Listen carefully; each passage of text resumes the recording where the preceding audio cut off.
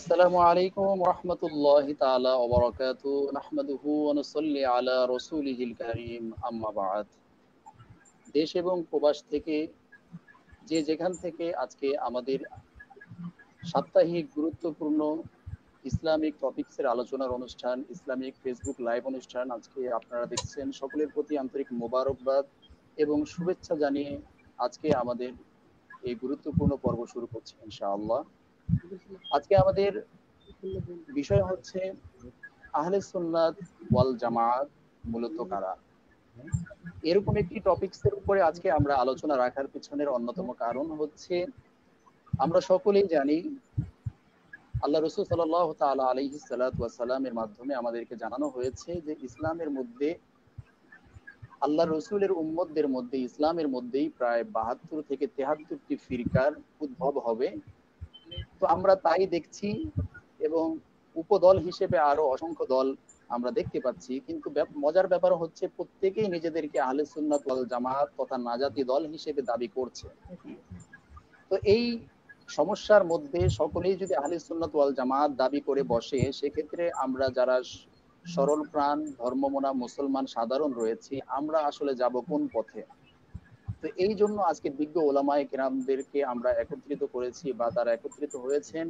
এই সম্পর্কে আমরা বিস্তারিত আজকে জানবো যে আসলে মূলত আহলে সুন্নাত ওয়াল জামাত কারা বা সেই সঠিক নাজাত প্রাপ্ত দল কারা। এই পরিচয়ের উত্তর আজকে আমরা ইনশাআল্লাহ এই লাইভের মাধ্যমে আমরা জানতে পারবো বলে আশা করছি ইনশাআল্লাহ। সর্বপ্রথম আমি আপনাদের সাথে পরিচয় করতে চলে যাচ্ছি। আমি আমাদের অতিথিদের সাথে পরিচয় করিয়ে দিচ্ছি। সর্বপ্রথম আমি আপনাদের সাথে পরিচয় করিয়ে দিচ্ছি আমাদের সুন্নিয়তের অঙ্গনের অন্যতম গর্ব, তরুণ বিশিষ্ট ইসলামী গবেষক লেখক মাওলানা শহীদুল্লাহ বাহাদুর মাদ্দাজিল্লুহুল আলী, তিনি আমাদের মাঝে উপস্থিত হয়েছেন। আসসালামু আলাইকুম রহমতুল্লাহ। জি, ওয়ালাইকুম আসসালাম ওয়া রাহমাতুল্লাহি তাআলা ওয়া বারাকাতুহু। সবাই ভালো আছেন?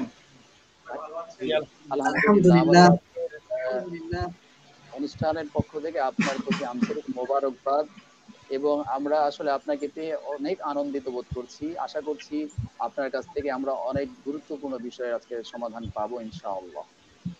তো এরপরে আমাদের মাঝে রয়েছেন আমাদের সিনিয়র, খুবই গুরুত্বপূর্ণ বিষয় নিয়ে আমাদেরকে তিনি অনেক টপিকসের উপরে আমাদেরকে সমাধান দিয়ে থাকেন। অনেক গুরুত্বপূর্ণ কিছু কিতাব ওনার অলরেডি বের হয়েছে, যে কিতাবের মধ্যে ইনি আহলে সুন্নাত ওয়াল জামাতের মূল ধারার যে বিশ্লেষণগুলি তিনি নিয়ে এসেছেন। তো সেই তরুণ আলেম দ্বীন মাওলানা হযরত মাওলানা মোহাম্মদ আরিফুল ইসলাম আশরাফি মাদ্দাজিল্লুহুল আলী হুজুর আমাদের মাঝে উপস্থিত হয়েছে। আসসালামু আলাইকুম রহমতুল্লাহ। ওয়ালাইকুম আসসালাম ওয়া রাহমাতুল্লাহি ওয়া বারাকাতুহু। জি মুহতারাম, আপনি ভালো আছেন? আলহামদুলিল্লাহ, আপনি ভালো আছেন? আলহামদুলিল্লাহ, আপনাকে পেয়ে আমরা খুবই আনন্দ বোধ করছি। আশা করছি আমাদের দর্শকরাও আপনাকে পেয়ে আনন্দ বোধ করছে। এরপরে আমরা পরিচয় পর্বে যাচ্ছি। আমাদের সাথে রয়েছেন আমাদের শ্রদ্ধেয় একজন বিজ্ঞ আলেম দ্বীন হযরত শাহজাদা মুফতি গোলাম কবির মাদ্দাজিল্লুহুল আলী হুজুর আমাদের সাথে আজকে এই গুরুত্বপূর্ণ পয়েন্টের মধ্যে একত্রিত হয়েছেন। হুজুর আসসালামু আলাইকুম রহমতুল্লাহ। ওয়ালাইকুম আসসালাম ওয়া রাহমাতুল্লাহি ওয়া বারাকাতুহু। কেমন আছেন? আলহামদুলিল্লাহ, হুজুর আপনি ভালো আছেন? জি আলহামদুলিল্লাহ। মাশাআল্লাহ, মারহাবা। আমরা প্রত্যেকের সাথেই পরিচয় হয়ে নিলাম। তো এই পর্যায়ে আমরা আর দেরি না করে প্রথমেই আমরা আলোচনার পয়েন্টে চলে যাচ্ছি, আলোচনার পর্বে। তো আলোচনায় আমাদের সাথে আপনারা অনেক আমাদের ফেসবুকে বা আমাদের ব্যানারের মধ্যে আপনারা দেখেছেন আমাদের সাথে যুক্ত হওয়ার কথা রয়েছে সারা বাংলার আলোড়ন সৃষ্টিকারী বক্তা আল্লামা ওয়ালিউল্লাহ আশিকি মাদ্দাজিলুল আলী। আমি বলে রাখি তিনি অপ্রত্যাশিত একটি মিটিং এ ওনার দরবার শরীফে উনি ব্যস্ত রয়েছেন, তবে আমাদেরকে কথা দিয়েছেন উনি আমাদের সাথে শেষে হলেও জয়েন দিবেন এবং ওনার নির্ধারিত বিষয়ে উনি আমাদেরকে আলোচনা রাখবেন। তো আপনারা আমাদের সাথেই থাকবেন, আমরা আশা করছি ইনশাআল্লাহ। তো আমরা প্রথমে আলোচনার পর্বে চলে যাচ্ছি মুফতি গোলাম কবির মাদ্দাজিলুল আলী হুজুরের কাছে, তার নির্ধারিত টপিকসের উপরে। আমরা তার কাছে প্রথমেই আমরা আজকে আলোচ্য বিষয়ের পরিচিতি সম্পর্কে তার কাছে জানতে চাইবো। তার কাছে আমার প্রথম প্রশ্ন হচ্ছে, আহলে সুন্নাত ওয়াল জামাত, এই আহলে সুন্নাত ওয়াল জামাত নামের উৎপত্তি ও ক্রমবিকাশ আসলে কিভাবে হলো, সেই বিষয়টা যদি আপনি আমাদেরকে ক্লিয়ার করতেন, খুবই সংক্ষিপ্ত, সর্বোচ্চ 10 থেকে 12 মিনিটের মধ্যে যদি আপনি আমাদেরকে বোঝাতেন। আলহামদুলিল্লাহ, আলহামদুলিল্লাহ, والصلاة والسلام على رسول الله وعلى آله وأصحابه وبارك وسلم وبارك. قال سبحانه وتعالى في شأن حبيبه الكريم: أعوذ بالله من الشيطان الرجيم، بسم الله الرحمن الرحيم، ما آتاكم الرسول فخذوه وما نهاكم عنه فانتهوا. صدق الله المولى العظيم وصدق رسوله النبي الحبيب الأمين الكريم. মুফতি আলামী সাহেব এবং আমার সঙ্গে যারা লাইভে আছেন, বিশিষ্ট লেখক, গবেষক এবং ইসলামিক স্কলার, কারুণ্যের অহংকার জনাব শহীদুল্লাহ বাহাদুর সাহেব, বিশিষ্ট লেখক এবং গবেষক এবং ইসলামিক চিন্তাবিদ এবং স্কলার জনাব আব্দুর রহমান আশরাফি সাহেব সহ বাংলার আলোচক সৃষ্টিকারী বক্তা হযরত মাওলানা আশরাফি সাহেব সহ আরো যারা আমাদের সঙ্গে যুক্ত রয়েছেন, আমাদেরকে যারা দেখছেন এবং শুনছেন, সবাইকে আন্তরিক শুভেচ্ছা জানিয়ে আমি আমার আলোচনা শুরু করতে যাচ্ছি। আজকে আমার প্রশ্নটা ছিল যে আহলে সুন্নাত ওয়াল জামাত কারা এবং আহলে সুন্নাত ওয়াল জামাতের আকীদাগুলা কি কি, এটা হলো মূল আলোচনা। আমার আল্লাহর হাবিব সাল্লাল্লাহু তাআলা আলাইহি ওয়াসাল্লাম আহলে সুন্নাত ওয়াল জামাতের পরিচয় আমার রাসূল সাল্লাল্লাহু আলাইহি ওয়াসাল্লাম দিয়েছেন, রাসূল পাকের সাহাবীরা দিয়েছেন। এখন প্রশ্নটা হলো আহলে সুন্নাত ওয়াল জামাতের উৎপত্তি কোথায় থেকে? আহলে সুন্নাত ওয়াল জামাতের উৎপত্তি হলো আমার রাসূল পাক সাল্লাল্লাহু তাআলা আলাইহি ওয়াসাল্লাম। এই ব্যাপারে আমার রাসূল পাক সাল্লাল্লাহু তাআলা আলাইহি ওয়াসাল্লাম অনেকগুলো হাদিস দিয়েছেন রাসূল পাক সাল্লাল্লাহু আলাইহি ওয়াসাল্লাম থেকে। আল্লামা ইমাম আবু জাফর আহমদ ইবনে মুহাম্মদ ইবনে সালামা আত-তাহাবী আলাইহিস সালাম ওনার কিতাব আকিদাতুত তাহাবীর মধ্যে, এবং আল্লামা ইমাম সাদউদ্দিন তাফসিরানী রাহমাতুল্লাহ আলাইহি সহ অনেক আইম্মায়ে কেরাম এই আহলে সুন্নাত ওয়াল জামাতের পরিচয় বিভিন্ন ভাবে দিয়েছেন। মোট কথা, আমার রাসূল পাক সাল্লাল্লাহু তাআলা আলাইহি ওয়াসাল্লাম থেকে হাদিস আনিন নবী সাল্লাল্লাহু আলাইহি ওয়াসাল্লাম ওয়া সাহাবী কামা রাওয়া আব্দুল্লাহ ইবনে উমর قال قال رسول الله صلى الله عليه وسلم ان بني اسرائيل تفترقت على 72 ملة وستفترق امتي على 73 ملة كلهم في النار الا ملة واحدة قالوا من هم يا رسول الله قال ما انا عليه واصحابي। রাসূল পাক সাল্লাল্লাহু আলাইহি ওয়াসাল্লাম আহলে সুন্নাত ওয়াল জামাতের পরিচয় এইভাবে দিয়েছেন হাদিস নববীর ভাষায়। আমার রাসূল পাক সাল্লাল্লাহু আলাইহি ওয়াসাল্লাম বলেছেন যে আমার আগে বনি ইসরাইল এর মধ্যে 72টা ফিরকা ছিল, কিন্তু অচিরেই আমার উম্মতের মধ্যে 73টা দল হবে, কুল্লুহুম ফিন্নার, সবাই হবে জাহান্নামে। একটা দল হবে ইল্লা মিল্লাতান ওয়াহিদা, একটা দল হবে জান্নাতি।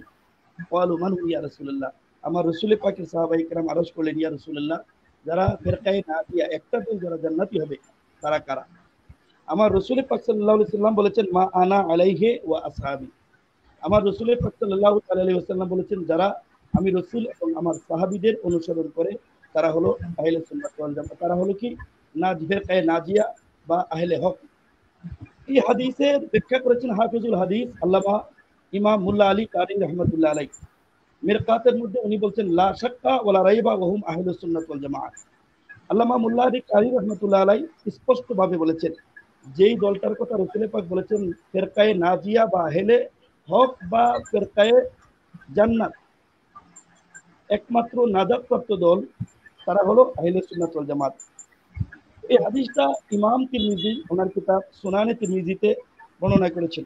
এছাড়া মুসনাদে ইমাম আহমদ ইবনে হাম্বলের মধ্যে এবং ইমাম আবি দাউদ আলাইহির রাহমা সুনানে আবু দাউদের মধ্যে আরেকটা হাদিস নকল করেছেন।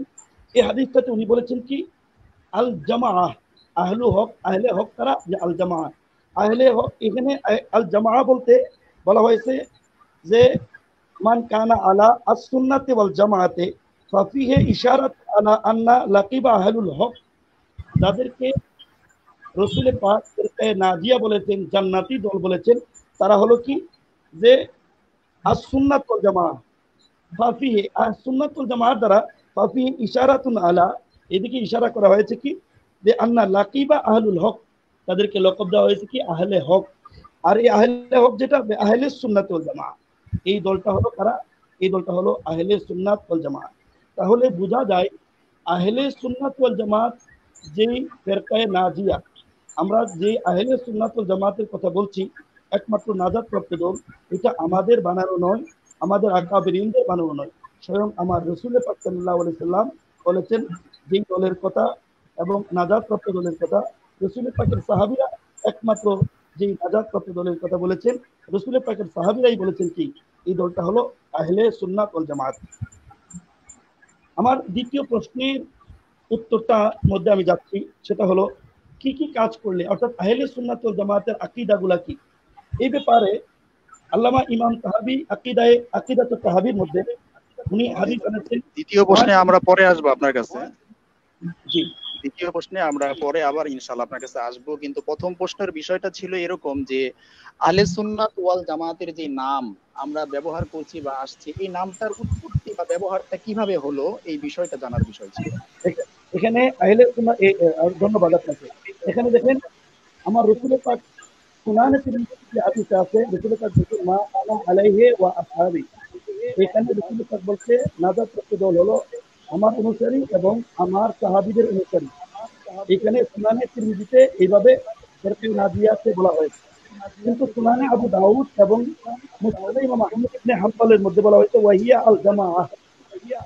এখানে রাসূলের অনুসারী এবং সাহাবীদের অনুসারী এই দলটা।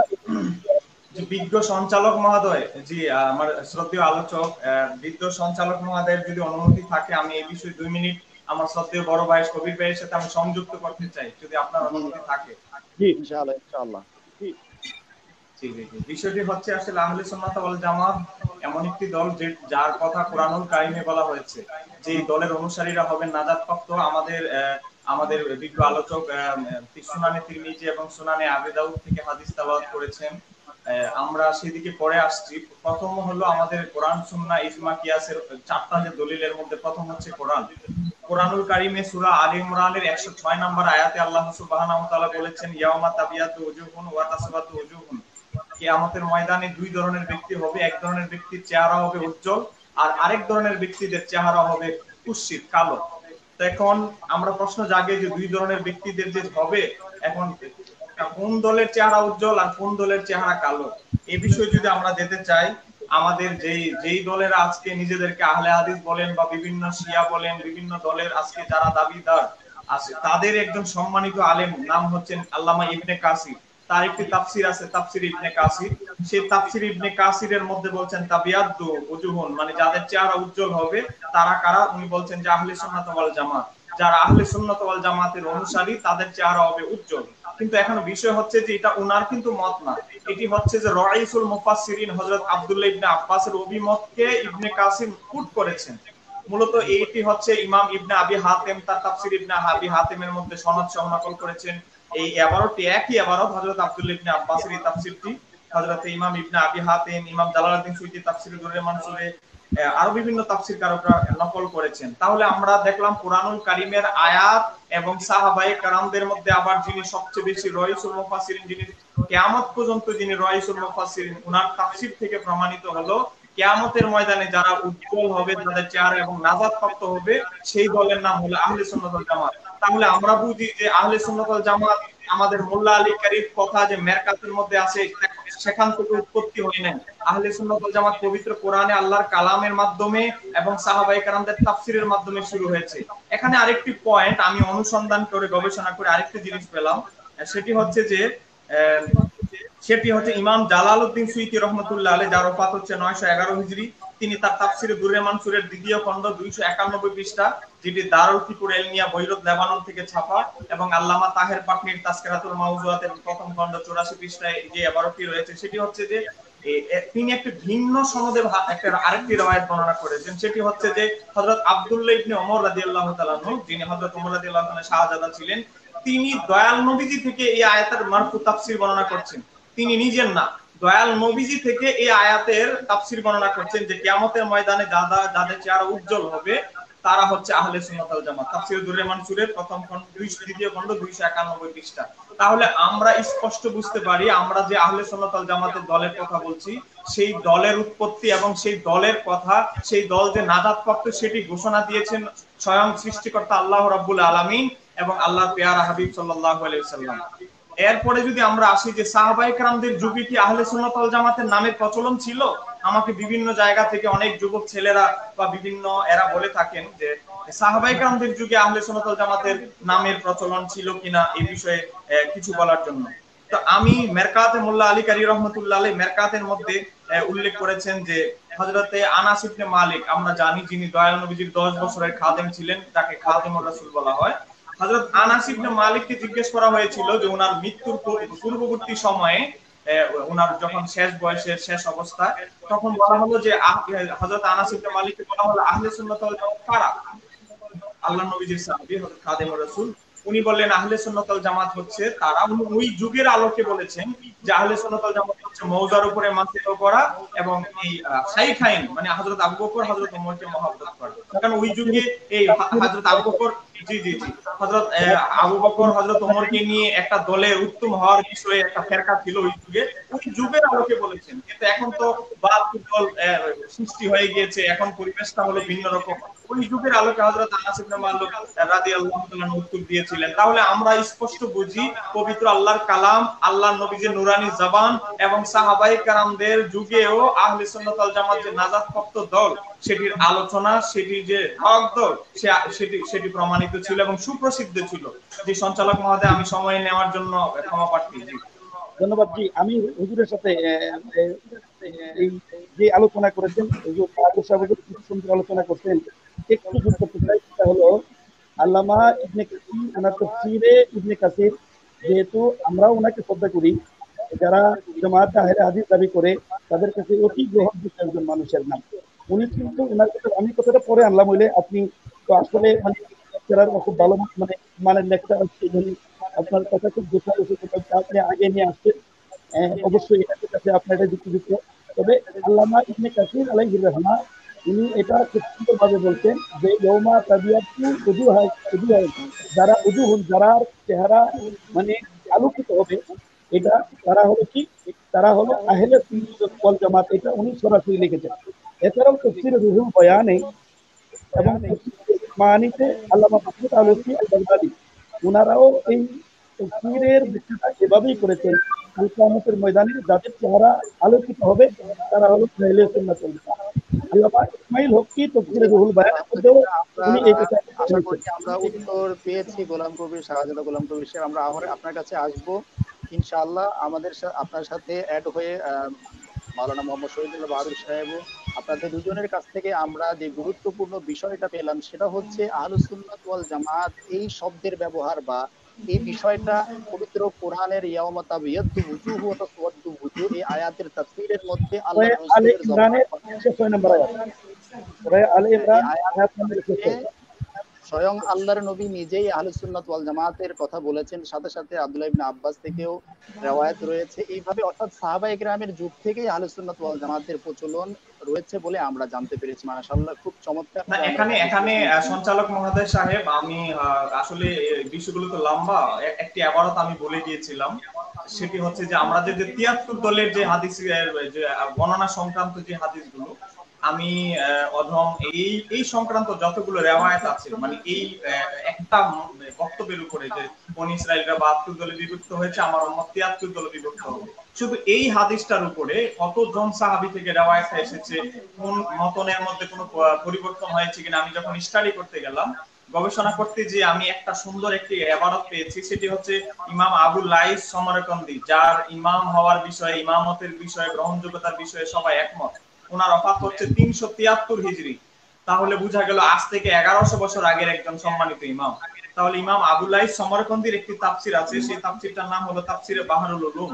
সেই তাফসীরের মধ্যে এই আয়াতের তাফসীরের করতে যে তিনি প্রথম খণ্ড 456 পৃষ্ঠা, যেটা দারুল ইহয়া ওয়া তুরাসুল আরাবি বৈরুত লেবানন থেকে ছাপা, সেখানের মধ্যে 73 দলের হাদিস বর্ণনা করতে যে সাহাবায়ে কেরামরা বললেন, ইয়া রাসূলুল্লাহ, যে একটা দল যে নাজাতপ্রাপ্ত হবে সেই দলটা কারা? তখন আল্লাহর নবীজি বললেন, ক্বালা আহলে সুন্নাত ওয়াল জামাতি, তারা হচ্ছে আহলে সুন্নাত ওয়াল জামাত। এরপরে আরো বলছেন দয়াল নবীজি আহলে সুন্নাত ওয়াল জামাত বলার পরে নাম উল্লেখ করা হয়েছে, স্পষ্ট বলার পরে বলছে আল্লাযী আনা আলাইহি ওয়াসাবি, যেই দলের উপরে আমি এবং আমার সাহাবায়ে কেরামদের আদর্শ হবে, যেই দলের আদর্শ হবে, মডেল হবে আমি নবী এবং আমার সাহাবায়ে কেরাম। সুবহানাল্লাহ। এবং স্পষ্ট করে দেওয়া হয়েছে এখানে, এবং এটা উনি আমিয়াম আবুলাই সমরকন্দি সনদ সহকারে রিওয়ায়াতটি এনেছেন। জি ভিডিও সঞ্চালক মহোদয় সাহেব, জি আপনি কন্টিনিউ করুন।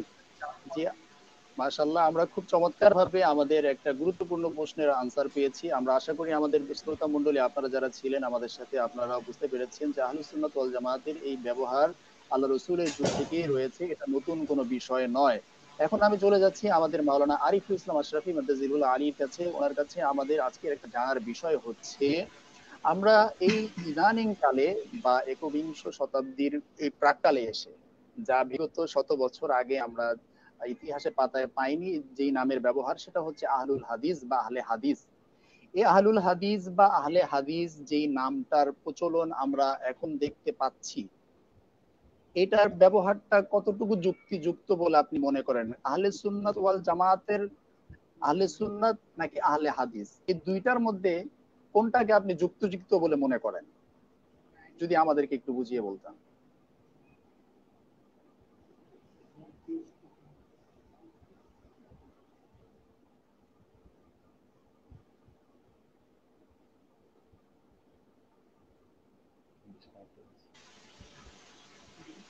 আরিফ ভাইয়ের সাউন্ড কি অফ করা আছে? অফ করা আছে মনে হয় একটু। জি ধন্যবাদ। জি জি ধন্যবাদ সঞ্চালক মহোদয়, খুব চমৎকার প্রশ্ন করেছেন। আসলে বর্তমানে যারা আহলে হাদিস বলে নিজেদেরকে দাবি করছে, তারা মূলত একটি মিথ্যা বিষয়কে সামনে নিয়ে এসেছে। কারণ আহলে হাদিস প্রকৃতপক্ষে তারাই যারা হাদিসকে সংকলন সংরক্ষণে ভূমিকা রেখেছেন, যারা হাদিসের সনদ মতন নিয়ে গবেষণা করেছেন, যারা লক্ষ লক্ষ হাদিস হিফজ করেছেন, এক কথায় যারা হাদিসকে তাদের গোটা অস্তিত্ব দিয়ে ধারণ করেছেন, তারাই হচ্ছেন আহলে হাদিস। অথচ আজকে কিছু মানুষ সহিহ হাদিসের অনুসারী দাবিদার করে, অনুসারী নিজেদেরকে দাবি করে তারা আহলে হাদিস নিজেদেরকে দাবি করছে। আসলে প্রকৃতপক্ষে তারা কিছুতেই আহলে হাদিস হতে পারেনি। আরেকটা বিষয় হচ্ছে, যেমন ধরুন যারা মুফাসসিরিনে কেরাম, কোরআনুল কারীমের যারা তাফসীর নিয়ে গবেষণা করেন, মুফাসসিরিন, এখন সবাই যদি বলে যে আমরা মুফাসসির, এটাকে কিছুতেই নয়। অতএব যারা আহলে হাদিস দাবি করে তারা প্রকৃতপক্ষে আহলে হাদিস নয়, এটা তাদের একটি বিভ্রান্তিমূলক প্রচার। দেখুন হাদিস, যেটা তারা বলছে যে সহি হাদিসের আমরা অনুসরণ করি, আমরা সহি হাদিসকে ফলো করি, আমরা সহি হাদিস, আচ্ছা আমরা সহি হাদিস অনুযায়ী আমল করি। আসলে দেখুন হাদিস এটি কোনো আমলের বিষয় না, হাদিস এটি হচ্ছে বর্ণনা। হাদিস তো মূলত বর্ণনা, যেখানে রাসূল করিম সাল্লাল্লাহু আলাইহি ওয়াসাল্লামের বিভিন্ন আমলের বর্ণনা আছে, রাসূল করিম সাল্লাল্লাহু আলাইহি ওয়াসাল্লামের বক্তব্য রয়েছে, রাসূল করিম সাল্লাল্লাহু আলাইহি ওয়াসাল্লামের মৌন সমর্থন রয়েছে, এছাড়া আরো অনেক ঐতিহাসিক বিষয়ের বর্ণনা হাদিসে রয়েছে। অতএব হাদিস মূলত অনুসরণের কোনো বিষয় না, অনুসরণ হবে সুন্নার, অর্থাৎ হাদিস থেকে প্রাপ্ত যে সিদ্ধান্ত, সেই সিদ্ধান্ত মোতাবেক আমাদেরকে আমল করতে হবে, অনুসরণ করতে হবে। দেখুন কোরআনুল কারীমে মদের ব্যাপারে যে আয়াতগুলো এসেছে, লা তাকরাবুস সালাতা ওয়া আনতুম সুকারা, যখন তোমরা নামাজে থাকবে তখন তোমরা মদ্যপায়ী অবস্থায়, নেশাগ্রস্ত অবস্থায় তোমরা নামাজের কাছে এসো না। আবার যেমন বলা হয়েছে ইয়াসআলুনাকা আনিল খামরি ওয়াল মাইসির কুল ফীহিমা ইসমুন কাবীর ওয়া মানাফিউ লিন-নাস। আবার যেমন বলা হয়েছে ইন্নামাল খামরু ওয়াল মাইসির ওয়াল আনসাব ওয়াল আজলাম রিজসুম মিন আমালিশ শাইতান। দেখুন এখানে মদের ব্যাপারে কতগুলো বর্ণনা এসেছে, কিন্তু আসলে পুরো বর্ণনা কিন্তু আমলের বিষয় না। আমলের বিষয় হচ্ছে এই সবগুলো বর্ণনা মিলে যে সিদ্ধান্ত এসেছে, সেই সিদ্ধান্তের উপরে আমাদেরকে আমল করতে হবে। এই যে মদের ব্যাপারে যে আয়াতগুলো আছে, এই সবগুলো আয়াতের সার নির্যাস, যেটা সর্বশেষ সিদ্ধান্ত, সেটা হচ্ছে মদ পান করা, মদ্যপান করা হারাম। ওই সিদ্ধান্তের উপরে আমাদেরকে আমল করতে হবে, সকল আয়াতের উপরে আমরা আমল করতে পারবো না। তেমনি ভাবে আমরা হাদিস শরীফে অসংখ্য লক্ষ লক্ষ হাদিস রয়েছে, হাদিসের মধ্যে অনেক অনেক বর্ণনা আছে, যে অনেকগুলো আছে যেগুলো আমল করা একেবারেই অসম্ভব, অনেকগুলো আছে যেগুলোর উপর আমল করা আমাদের জন্য হারাম। অতএব হাদিসের উপর আমল হতে পারে না, হাদিসের অনুসরণ হতে পারে না, অনুসরণ হবে সুন্নাহর। দেখুন কোরআনুল কারীমে এবং হাদিস শরীফে যেইগুলো আমাদেরকে অনুসরণ করতে বলা হয়েছে, বিশেষ করে আমাদের পূর্ববর্তী বক্তা আহলে সুন্নাত ওয়াল জামাতের পরিচয় দিতে গিয়ে যে হাদিসটি টেনেছেন, রাসূল করিম সাল্লাল্লাহু আলাইহি সাল্লাম বলেছেন, মা আনা আলাইহি ওয়া আসহাবি, আমি এবং আমার সাহাবায়ে কেরাম যার উপর প্রতিষ্ঠিত। যার উপর প্রতিষ্ঠিত মানে হচ্ছে যেই নীতি এবং আদর্শের উপর প্রতিষ্ঠিত, সেই নীতি এবং আদর্শ অর্থাৎ সুন্নাহ, আমাদেরকে সুন্নাহ অনুসরণ করতে হবে। ঠিক তেমনি ভাবে রাসূল করিম সাল্লাল্লাহু আলাইহি সাল্লাম সহিহ হাদিসে ইরশাদ করছেন, আলাইকুম বিসুন্নতি ওয়া সুন্নাতিল খুলাফায়ে রাশিদিল মাহদিয়িন। তাহলে সুন্নাতকে অনুসরণ করার কথা বলা হয়েছে বারবার করে। যেমন আরেক হাদিসে এসেছে, মান রাগিবা আন সুন্নতি ফালাইসা মিন্নি, যে আমার সুন্নাতকে অবজ্ঞা করবে, সুন্নাত থেকে মুখ ফিরিয়ে নিবে, সে আমার অনুসারী নয়, সে আমাদের অন্তর্ভুক্ত নয়। এমনি ভাবে যেমন বলা হয়েছে, মান আহাব্বা সুন্নতি ফাকাদ আহাব্বানি, যে আমার সুন্নাতকে ভালোবাসবে সে আমাকে ভালোবাসলো। আবার যেমন বলা হয়েছে, রাসূল করিম সাল্লাল্লাহু আলাইহি ওয়াসাল্লাম, মুহতারাম কিছু বলছেন? উপস্থাপক মহোদয় আমাকে শুনছেন? শুনতে পাচ্ছি, আপনি বলেন। এখানে একটু যদি একটা মিনিট আমি যদি একটু অনেক কষ্ট দেই, এটা হলো এই আহলুল হাদিস। এই আহলুল হাদিস বলতে কি বুঝি বুঝা না কুল্লি বুঝা? রাসূল পাকের হাদিস মানে হাদিস বলতে যেটাকে বোঝা, রাসূল পাকের সবগুলা কথাই হাদিস, রাসূল পাকের কথা কাজ অনুভূতি সবগুলাকে বলা হয় কি হাদিস। হলো যেগুলা রাসূল পাক নিজে আমল করেছেন, সাহাবীরা নিজে আমল করেছেন, অথবা যেগুলা করতে বলেছেন। দেখুন আহলে হাদিস বলতে যদি কেউ আহলে হাদিস হইতে হয়, তাকে হয়তো রাসূল পাকের সবগুলা হাদিস সনদ এবং মতন জানতে হবে। যে ব্যক্তি রাসূল পাকের জবানে পাক থেকে যত হাদিস নির্গত হয়েছে সবগুলা যিনি জানেন, তিনি আহলে হাদিস হইতে পারেন। আসলে এখন যারা আহলে হাদিস দাবি করেন, তারা কি একটা হাদিস কি বা সনদ বলতে পারবে কি? আমার এটা একটা যদি নাই বলতে পারে, তাহলে তারা আহলে হাদিস কিভাবে হয়? এটা আমার প্রশ্ন। আমাদের আলোচক কি প্রশ্ন রাখলেন না সংযোজন করলেন? না, এটা মানে এটা আমার ওই ভাইজান আরিফ ভাইয়ের সাথে সংযোজন করার জন্য একটু সংযোজন করলাম আর কি। এটা যেহেতু আহলে হাদিস বলতে উনি ইঙ্গিত করছেন, সেই জন্য বলছি যে আমি একটু ইঙ্গিত করলাম যে আসলে কি আহলে হাদিস যে কথাটা, এটা এরা যে বলে আহলে হাদিস, হাদিস বলতে রাসূলের থেকে সবকিছু বোঝায়, কুল্লি, এটা কুলের ফায়দা দেয়, জুজের ফায়দা দেয় না। যেহেতু মানে কুলের ফায়দা দেয়, তাহলে রাসূল পাকের সব হাদিস কি তারা জানে? যদি তাহলে জুজ চায়, তাহলে তারা আহলে হাদিস হতে পারে না, বাদুল হাদিস হতে পারে। তাহলে বাদুল হাদিস হলে তাহলে আহলে হাদিস কিভাবে হইলো? তাহলে তাদের নামটা যথাযথ নয়। এখানে একটা বিষয় হচ্ছে যে দয়াল নবীজির যুগ থেকে অদ্যাবধি পর্যন্ত কোন ইমাম, কোন মনীষী নিজেকে দাবি করে নাই আমি আহলুল হাদিস। নিজেকে আকাইদ বা ফুরুই মাসালার ক্ষেত্রে নিজেকে পরিচয় কখনো এমন বলেননি যে আমি আহলুল হাদিস। এ ধরনের কোন পরিচয় ঘটেনি।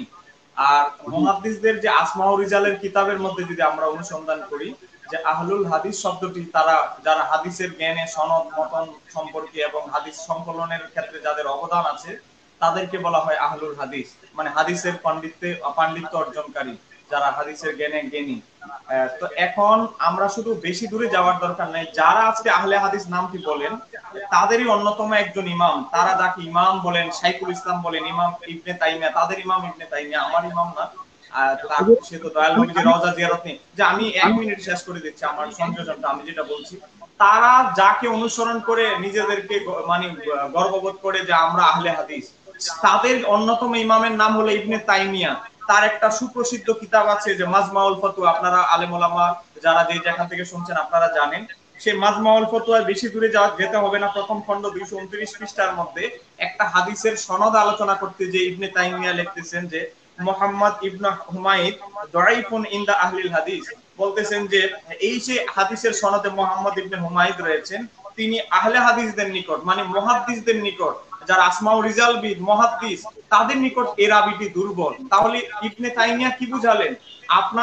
আপনি ইবনে তাইমিয়ার 700 বছর পরে এসে ইবনে তাইমিয়ার নাম বিক্রি করে নাম দিচ্ছেন দলের নাম আহলুল হাদিস, অথচ ইবনে তাইমিয়া আপনার 700 বছর পূর্বে বলে গিয়েছেন, মাজমুউল ফতোয়ার প্রথম খণ্ড 229 পৃষ্ঠা লিখেছেন, আহলুল হাদিস মানে হলো যারা হাদিসের জ্ঞানে পাণ্ডিত্য অর্জন করেছেন তারা হলো আহলুল হাদিস। রিক্সা চালক, টাই পরা, কোট টাই পরা কলেজের প্রফেসর সে আহলুল হাদিস নয়। উনার লিখিত কিতাবে এই একই কিতাবের আবার 8ম খণ্ড 97 পৃষ্ঠার মধ্যেও তিনি আহলুল হাদিস শব্দটি ব্যবহার করেছেন মুহাদ্দিসদের শানে। আরেকজন ইমাম তাকে ইমাম শব্দ দিয়ে উল্লেখ করেন, ইবনুল কাইয়ুম জাওজি, যার মৃত্যু হচ্ছে 751 হিজরিতে। তিনিও তার একটি কিতাব জাদুল মাদ, তার জীবনের সবচেয়ে প্রসিদ্ধ কিতাব, সে জাদুল মাদের প্রথম খণ্ড 165 পৃষ্ঠার মধ্যে আব্দুল করিম ইবনে আবি মুহারিক একটা রাবি আছেন, তার বিষয়ে বলতেছেন যে ওহা দাঈফুন ইনদা আহলিল হাদিস, এই রাবিটি আহলে হাদিস মুহাদ্দিসদের নিকট এই রাবিটি দুর্বল। এখন আহলে হাদিস যখন এই অর্থ করবেন তখন আপনি কি করতে হবে? রিক্সা চালক আহলে হাদিসের নিকট এই রাবি দুর্বল, নাকি কোট টাই পরা ইঞ্জিনিয়ার এই আহলে হাদিসের কাছে এই রাবি দুর্বল? আপনি তখন অর্থ করতে হবে যে মুহাদ্দিসদের নিকট এই রাবি দুর্বল। তাহলে আপনারা যাকে ইমাম মানেন তিনি তো বলতেছেন যে আহলে হাদিস শব্দটি মুহাদ্দিসদের শানে ব্যবহৃত হয়। উনারাদের একজন ইমাম শাওকানি, তার একটি কিতাব আছে নাইলুল আওতার, সেখানেও প্রথম খণ্ডে 116 পৃষ্ঠায় আহলুল হাদিস শব্দটি মুহাদ্দিসদের শানে ব্যবহার করেছেন। উনার আরেকজন মুহাদ্দিস আব্দুর রহমান মোবারকপুরি তুহফাতুল আহওয়াজি লিখেছেন, তিনিও তুহফাতুল আহওয়াজির প্রথম খণ্ড 441 পৃষ্ঠা, হাদিস নাম্বারও বলে দিচ্ছি, 171 নম্বর হাদিসের আলোচনা প্রসঙ্গে তিনিও আহলে হাদিস শব্দটি উল্লেখ করেছেন মুহাদ্দিসদের শানে। এরপরে আমি উনাদের একজন তথাকথিত শায়েখ, যার নাম শুনলে আর কারো তাহকিক ভালো লাগে না, তার নাম হচ্ছে নাসিরউদ্দিন আলবানী, যার মৃত্যু 1999 খ্রিস্টাব্দ। তাহলে এই নাসিরউদ্দিন আলবানী তার সিলসিলাতুল আহাদিস ওয়াদ-দাঈফ ওয়াল মাওদুআ প্রথম খণ্ড 108 পৃষ্ঠা হাদিস নাম্বার 35 এর আলোচনা প্রসঙ্গে একজন রাবীর বিষয়ে বলতেছেন ওহুয়া দাঈফুন ইনদা আহলিল হাদিস, এই রাবিটি আহলে হাদিস তথা মুহাদ্দিসদের নিকট এই রাবিটি দাঈফ। আপনাদের শায়েখ, আপনাদের ইমামই আহলে হাদিস শব্দটি ব্যবহার করেছেন মুহাদ্দিসদের শানে। এখন আপনারাই আপনাদের ইমামকে মানেন না, তাহলে ওনাদের এক মুখে দুই কথা আমরা কিভাবে মানব? তারা যে হক এটা আমরা কিভাবে মানব? তাদের মুখের আর অন্তরের কথার কোনো মিল নাই। সঞ্চালক সাহেব, আমি সময় দীর্ঘায়িত করার জন্য ক্ষমা প্রার্থী। ধন্যবাদ মুহতারাম দয়, আপনারা খুব চমৎকার ভাবে আমার বক্তব্যের সাথে অ্যাড করেছেন। বিষয়টা হচ্ছে আমি যেটা বলছিলাম যে আহলুল হাদিস হচ্ছেন যারা হাদিসের বিষয়ে বিশেষজ্ঞ। দেখুন, সব মানুষ ঢালাও ভাবে যেমন নিজেদেরকে মুফাসসির মুহাদ্দিস দাবি করতে পারে না, ঠিক তেমনি ভাবে সব মানুষ ঢালাই ভাবে নিজেদেরকে আহলে হাদিস দাবি করতে পারে না। অথচ আজকে একজন রিক্সা চালক, সেও নিজেকে আহলে হাদিস দাবি করছে। কতটা বিভ্রান্ত করছে তারা মানুষকে। দেখুন, রাসূল করিম যেটা বলছিলাম যে হাদিস অনুসরণযোগ্য নয়, বরং অনুসরণ করতে হবে সুন্নাহকে। রাসূল করিম সাল্লাল্লাহু আলাইহি ওয়াসাল্লাম আমাদের জন্য রেখে গিয়েছেন সুন্নাহ। তারাকতু ফিকুম আমরাইন লান তাদিল্লু মা ইন তামাসসাকতু বিহিমা কিতাবাল্লাহি ওয়া সুন্নাত রাসূলিহি। সুন্নাত রাসূলি, আল্লাহ রাসূলের সুন্নাত আমাদের জন্য রেখে গিয়েছেন। হাদিসের অনুসরণ করার কথা কোথাও বলা নেই।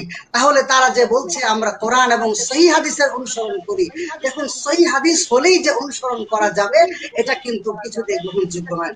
যেমন ধরুন, হাদিসের মধ্যে নাসিখ মানসুখ রয়েছে, আপনি চাইলেই মানসুখ হাদিসের উপর আমল করতে পারবেন না। যেটা নাসিখ হাদিস, যেটা সর্বশেষ সিদ্ধান্ত, যেটা সুন্নাহ হিসেবে প্রতিষ্ঠিত হয়েছে, আপনাকে তার উপরই আমল করতে হবে। যেমন ধরুন, বাইতুল মুকাদ্দাসের দিকে নামাজ আদায়ের কথা সহিহ হাদিসে আছে, কিন্তু আমরা এখন ইচ্ছে করলেও বাইতুল মুকাদ্দাসের দিকে ফিরে নামাজ আদায় করতে পারবো না, এটা হারাম। ঠিক তেমনি ভাবে মুতা বিয়ের কথা আছে, কিন্তু আমরা এখন মুতা বিয়ে করতে পারবো না, এটা হারাম। অতএব হাদিস অনুসরণযোগ্য কিছুতেই হতে পারে না, হাদিস অনুসরণের বিষয়ই না, হাদিস অনুসরণের বিষয়ই না, অনুসরণ করতে হবে সুন্নাহ। তো এই হচ্ছে কথা। আরেকটা বিষয় বলে আমি শেষ করছি, সেটা হচ্ছে যারা আহলে হাদিস বলে নিজেদেরকে দাবি করছে, তারা বলে যে যারা আহলে হাদিস নয় তারা কোন ব্যক্তির মতামতকে অনুসরণ করে। এই একটা কথা বলে তারা মানুষকে বিভ্রান্ত করে যে আমরা অনুসরণ করি কোরআন এবং সহিহ হাদিসের, আর যারা আহলে হাদিস নয় তারা অনুসরণ করে ব্যক্তির মতামতকে। দেখুন, এটা কত বড় বিভ্রান্তিকর কথা। এই যে তারা যে বলছে সহিহ হাদিসকে অনুসরণ করি, এই সহিহ হাদিস বিষয়টা তারা কোথায় পেলে? কোন হাদিসটা সহিহ? এটা কি অন্য কোনো হাদিস দ্বারা সাব্যস্ত হয়েছে? কখনোই নয়, বরং কোন হাদিসটা সহিহ কোন হাদিসটা দাঈফ এটা নির্ধারণ করেছেন, এটা মুহাদ্দিসিনে কেরামগণের বর্ণনার মাধ্যমে, মুহাদ্দিসিনে কেরামগণের মতামতের ভিত্তিতে সহিহ হাদিস দাঈফ হাদিস নির্ধারিত হয়েছে। অতএব তারা কিন্তু মুহাদ্দিসিনের মতামতের উপর ভিত্তি করে এই হাদিসকে অনুসরণ করছেন। তাহলে তারা কি করে বলছেন যে আমরা ব্যক্তিকে অনুসরণ করি না, আমরা সহিহ হাদিসকে অনুসরণ করি? প্রকৃতপক্ষে তারা বিভিন্ন রকম নতুন নতুন কথা বলে, নতুনত্ব ঢুকিয়ে তারা মুসলমানকে বিভ্রান্ত করার চেষ্টা করছেন। আমাদেরকে এই বিষয়টাতে সতর্ক থাকতে হবে। আমরা সাধারণ মুসলমানদেরকে বলতে চাই, আমরা আহলুস সুন্নাহ ওয়াল জামাআত। রাসূল করিম সাল্লাল্লাহু আলাইহি সাল্লাম যেটা বলেছেন, মা আনা আলাইহি ওয়া আসহাবি, আল্লাহ এবং আল্লাহ রাসূল এবং সাহাবায়ে কেরাম যেই নীতি এবং আদর্শের উপর প্রতিষ্ঠিত ছিলেন, যেই সুন্নাহর উপর প্রতিষ্ঠিত ছিলেন, আমরা তার উপরে প্রতিষ্ঠিত, আমরা সেই অনুযায়ী আমল করি। অতএব আমরা আহলুস সুন্নাহ ওয়াল জামাআহ, আমরা আহলে হাদিস নই। আহলে হাদিস কেউ দাবি করতে পারে না। এই বলে আমার বক্তব্য শেষ করছি। জি মাশাআল্লাহ, চমৎকার। আমাদের আজকে বিজ্ঞ আলোচকের কাছে আমাদের প্রশ্ন ছিল যে আহলে সুন্নাত ব্যবহার করব নাকি আহলে হাদিস ব্যবহার করব, কোনটা যুক্তিযুক্ত? তো আমাদেরকে চমৎকার ভাবে বুঝিয়ে দিয়েছেন যে আহলে হাদিস ব্যবহার করার প্রশ্নই আসে না। কারণ আমাদের বিজ্ঞ আলোচক মাওলানা শহীদুল্লাহ বাহাদুর সাহেব তিনি অ্যাড হয়ে আমাদেরকে বুঝিয়ে দিয়েছেন যে আহলুল হাদিস শব্দটা মূলত মুহাদ্দিসিনে কেরাম যারা তাদের লকব, এটা তাদের পক্ষে ব্যবহারযোগ্য বিষয়, এটা সাধারণ রিকশাওয়ালা বা আম মানুষ জনতার ব্যবহার্য বিষয় নয়। তো সেটাকে আমরা আসলে আমাদেরকে মিসগাইড করা হচ্ছে। তো সুন্দরভাবে আমরা জানতে পারলাম যে মূলত আমাদেরকে আহলুস সুন্নাহ ব্যবহার করতে হবে, সেটাই রাসূলের হাদিস দ্বারা প্রমাণিত। তো এই পর্যায়ে আমি একটু সংযোজন করছি আরিফ ভাইয়ের সাথে, যেহেতু একটা হাদিসের বিষয়, আসলে আমাদেরকে তো আসলে এখন এমন সহিহ হাদিসের ট্যাবলেটে পেয়েছে কিছু ছেলেদেরকে যে এরা এখন রিক্সা চালকও জিজ্ঞেস করে, আমি কখনো যদি রিক্সায় উঠি বলে হুজুর আপনি তো হুজুর মানুষ মনে হয়, আমি কি একটা মাসালা জিজ্ঞেস করতে পারবো? তখন আমি বলি যে বলুন। তখন রিক্সা চালকও বলে যে হুজুর এই মাসালাটা কি হবে? যখন আমি বলি একটা হাদিস দিয়ে অথবা একটা উত্তর দেই, তখন বলে যে হুজুর এটা কি আসলে সহিহ হাদিসে আছে? এখন রিক্সা চালকও জিজ্ঞেস করছে যে এটা সহিহ হাদিস কিনা। তাহলে হাদিস সহিহ হওয়ার জন্য কি শর্ত, হাদিস কিভাবে সহিহ হয়, দঈফ হয়, মাতরুক হয়, মুনকার হয়, এত এগুলো কোনো জ্ঞান নেই। এখন আমি বলে দিলাম, সেও জিজ্ঞেস করছে, এখন রিক্সা চালকও জিজ্ঞেস করছে হাদিস সহিহ না দঈফ। এখন বর্তমান যুগটা যেহেতু ভয়ঙ্কর একটি ফিতনার যুগের মধ্যে রূপান্তরিত হয়েছে, সেই জন্য আমি আরিফ ভাইয়ের একটি হাদিসের সাথে আমি একটু সংযোজন করতেই হচ্ছে। যে আরিফ ভাই বলেছিলেন যে আল্লাহর নবীজি বিদায় হজের ভাষণে বলেছেন তারাক্তু ফীকুম আমরাইন, যে হাদিসটি বলেছেন যে আমি তোমাদের কাছে দুটি ভারী বস্তু রেখে যাচ্ছি, সে একটি হচ্ছে আল্লাহর কিতাব, আরেকটি হলো প্রিয় নবীজির সুন্নাহ। এখন আমাদের কিছু কথিত আহলে হাদিস ভাই ওনারা বলেন যে না, এই হাদিস তো দঈফ, কেন এটা মুয়াত্তায়ে মালিক এসেছে, মিশকাতুল মাসাবিতে কিতাবুল ইতিসাম বিসুন্নাহ এসেছে, এটা ডাবল মুরসাল। কারণ ডাবল মুরসাল কেন? যে ইমাম মালিক রাহমাতুল্লাহ আলাইহি হাদিসটি দয়াল নবীজি থেকে বর্ণনা করেছেন। তো ইমাম মালিক তো তাবি ছিলেন, তিনি তাবিদের ছাত্র, তাবি করলে মুরসাল, তাবির ছাত্র তাবি তো করলে যেহেতু এটা ডাবল মুরসাল, তাহলে এই হাদিস দিয়ে তো দলিল দেওয়া যাবে না। এটা আমাদের কিছু কথিত আহলে হাদিস ভাইদের একটা ধোঁকার একটা অস্ত্র। কিন্তু ওনারা মনে করেছেন যে সব হাদিসের কিতাব আর সব হাদিসের জ্ঞানের খবর মনে হয় ওনাদের আহলে হাদিস শায়েখরাই জানেন, আর আমরা যারা হানাফি মাযহাব অনুসরণ করি সব আমরা শুধু ঘোড়ার গাছ কাজে লিপ্ত মনে হয়, এরা মনে করে। আমি তাদের উদ্দেশ্যে আমি একটি কিতাবের নাম বলছি, সেই কিতাবটির নাম হলো আল মুস্তাদরাক লিল হাকিম। সেই কিতাবের প্রথম খণ্ড 171 পৃষ্ঠা 318 নম্বর হাদিস, আমি হাদিস নাম্বার সহ বলছি। যদি আপনাদের কারো সন্দেহ হয়, আমাদের যে পেজ থেকে অনুষ্ঠান হচ্ছে আপনারা প্রশ্ন করবেন, কোনো সমস্যা নেই, কিতাবের স্ক্রিনশট সহ আপনাদেরকে পৌঁছে দেব ইনশাআল্লাহ। তো সেখানে এই হাদিসটি বর্ণনা করেছেন মারফু মুত্তাসিল হিসাবে হযরত আব্দুল্লাহ ইবনে আব্বাস রাদিয়াল্লাহু তাআলা। তিনি ওই হাদিসে বলছেন খাতাবান নাস ফিল হাজ্জাতিল ওয়াদাই, দয়াল নবীজি বিদায় হজের ভাষণে এই হাদিসটি বর্ণনা করেছিলেন। এই একই হাদিস হযরত আনাস ইবনে মালিক থেকে বর্ণনা করেছেন ইমাম মিশকাতুল মাসাবি সহ আর বিভিন্ন কিতাবে এসেছে। মিশকাতুল মাসাবির 186 নম্বর হাদিস, মুয়াত্তা মালিকের 3 নম্বর হাদিস এবং ইমাম আবু শাইখ ইসমাহির তাবাকাতুল মুহাদ্দিসিন 4th খণ্ড 67 পৃষ্ঠা। এই একই হাদিস আবার হযরত আব্দুল্লাহ ইবনে আমর ইবনে আস থেকে একই হাদিস বর্ণিত হয়েছে, যে ইমাম ইবনে আব্দুল বার জামিউল বায়ানুল ইলমি ওয়া ফাদলিহি প্রথম খণ্ড 775 পৃষ্ঠা 1389 নম্বর হাদিস। তাহলে ইমাম মুয়াত্তায়ে মালিকের বর্ণনা পেয়ে, মুয়াত্তায়ে মালিকের বর্ণনা দেখে মানুষদেরকে আমাদেরকে ধোঁকা দেওয়ার আর কোনো সুযোগ নেই। তাহলে দয়াল নবীজি কোরআন এবং সুন্নাহ অনুসরণের কথা যে বলেছেন, সেটা দয়াল নবীজির এই মশহুর হাদিস থেকে প্রমাণিত। আরেকটি বিষয় হচ্ছে, আমি আহলে হাদিস ভাইদেরকে সবসময় প্রতিনিয়ত চ্যালেঞ্জ করি যে একটা হাদিস দেখান যে দয়াল নবীজি তো বলেছেন যে আলাইকুম বিসুন্নতি, তোমরা আমার সুন্নতকে অনুসরণ করো। একটা হাদিস দেখাও, সেটা দয়ীফ হোক, কোনো সমস্যা নেই। একটা হাদিস দেখাও যে দয়াল নবীজি বলেছেন আলাইকুম বিহাদিসি, এই কথাটা এই ইবারতে একটা হাদিস দেখাও মতন সহকারী। জি সঞ্চালক মহোদয় সাহেব, আমি আলোচনা দীর্ঘায়িত করার জন্য ক্ষমা প্রার্থী। জি বলুন। রাসূলের পাক অথবা সাহাবী অথবা তাবেঈ এরকম কেউ বলেছেন যে রাসূলের পাকের হাদিসের উপর আমল করো? শুধু রাসূলের পাকের সাহাবী হোক, রাসূলের তাবেঈ হোক, আশা করি কিয়ামতের আগের দিন পর্যন্ত এটা তাদের পক্ষে দেখানো সম্ভব হবে না। কেননা এইরকম কোনো রাওয়ায়াত নাই। জি জি মাশাআল্লাহ, আমরা খুব চমৎকার একটা বিশ্লেষণ পেলাম, যেটা আমাদের আসলে আজকে আমাদেরকে বিভ্রান্ত করা হচ্ছে, যেটা আমাদের বিজ্ঞ আলোচক মাওলানা আরিফুল ইসলাম আশরাফী সাহেব তিনি আমাদেরকে বললেন, আমাদেরকে ধোঁকা দেওয়া হচ্ছে যে তারা বলতে চায় আমরা যারা আহলে হাদিস আমরা সহিহ হাদিসের উপরে বা আমরা কোরআন আর সুন্নাহর উপরে আমল করছি, হাদিসের উপরে আমল করছি, আর যারা আহলে সুন্নাত বা আমরা যারা মাযহাব অনুসরণ করছি আমরা ব্যক্তি ফিরা বা ব্যক্তির অনুসরণ করছি। এইভাবে আমাদেরকে ধোঁকা দিয়ে তাদের দল ভারী করার চেষ্টা করে, কিন্তু মূলত তারাই গুমরাহির মধ্যে রয়েছে, এটা আমরা আজকে পরিষ্কার হলাম। তো আমরা এখন আমাদের বিজ্ঞ আলোচক মাওলানা মোহাম্মদ শহীদুল্লাহ বাহাদুর ওনার সংরক্ষিত প্রশ্ন যেটা রয়েছে আমরা সেই প্রশ্নের তার কাছে আমরা রাখতে চাচ্ছি এখন, সেটা হচ্ছে আমাদের মাওলানা বিজ্ঞ আলোচক আরিফুল ইসলাম এটা কি কথা? এটা কোরআন শরীফ দিতে কইছে রে ভাই। ওযু না থাকলে কোরআন শরীফ স্পর্শ করা যাইতো না? জি জি সঞ্চালক মহোদয় সাহেব, কি আমাকে শুনতে পাচ্ছেন? জি জি শুনতে পাচ্ছি। আপনাকে আপনার উদ্দেশ্যে এখন আবার আপনার সংরক্ষিত প্রশ্ন আমি করতে চাচ্ছি, সেটা হচ্ছে আমাদের বিজ্ঞ আলোচক মাওলানা আরিফুল ইসলাম আশরাফী সাহেব তিনি আমাদেরকে সুন্দরভাবে বুঝিয়েছেন আহলে সুন্নাত আর আহলে হাদিস এই দুইটার মধ্যে কোনটা উপযুক্ত বা কোনটা ব্যবহার্য। তো এখন আপনার কাছে আমাদের প্রশ্ন হচ্ছে, আহলে সুন্নাত ওয়াল জামাত এই নামটার ব্যবহারের প্রয়োজনীয়তাটা আসলে কতটুকু? আমাদের ধর্মের নাম তো ইসলাম, তো ইসলাম থাকার পরেও আলাদাভাবে আসলে কি আহলে সুন্নাত এই নামটা ব্যবহার করার প্রয়োজনীয়তা রয়েছে কিনা, সেই ব্যাপারে যদি আপনি আমাদের বলতেন। উপস্থাপক মহোদয়, আমি আরেকটু কথাটা ক্লিয়ারলি একটা আম মানুষ হিসাবে, একটা আম মানুষের স্টেজে আমি কথাটা বলছি যে আমরা তো মুসলিম, আমরা আবার সুন্নি কেন? আমরা তো মুসলমান, হানাফি কেন? আমরা তো মুসলমান, আমরা সুন্নি আবার কেন? আমাদের তো পরিবর্তিত, আমরা মুসলমান, তাহলে আমরা আবার সুন্নি কেন? এই হলো প্রশ্নটা আর কি, একদম সাধারণ মানুষের প্রশ্ন। জি ধন্যবাদ সঞ্চালক মহোদয়কে। মুহাম্মদ সাল্লাল্লাহু আলাইহি রাসূলুল কারীম, আম্মা বাদ, আউযু বিল্লাহি মিনাশ শাইতানির রাজীম, বিসমিল্লাহির রহমানির রহিম। ক্বালাল্লাহু তাআলা আযজা ওয়া জাল্লা ফি কালামিহিল মাজিদ, ওয়া ইযা কিলা লাহুম আমিনু কামা আমানান নাসু ক্বালু আনু'মিনু কামা আমানাস সুফাহাউ আলা ইন্নাহুম হুmus সুফাহাউ ওয়ালাকিন লা ইয়ালামুন। সাদাকাল্লাহুল আযীম ওয়া সাদাকা রাসূলুহুন নাবিয়্যুল কারীম।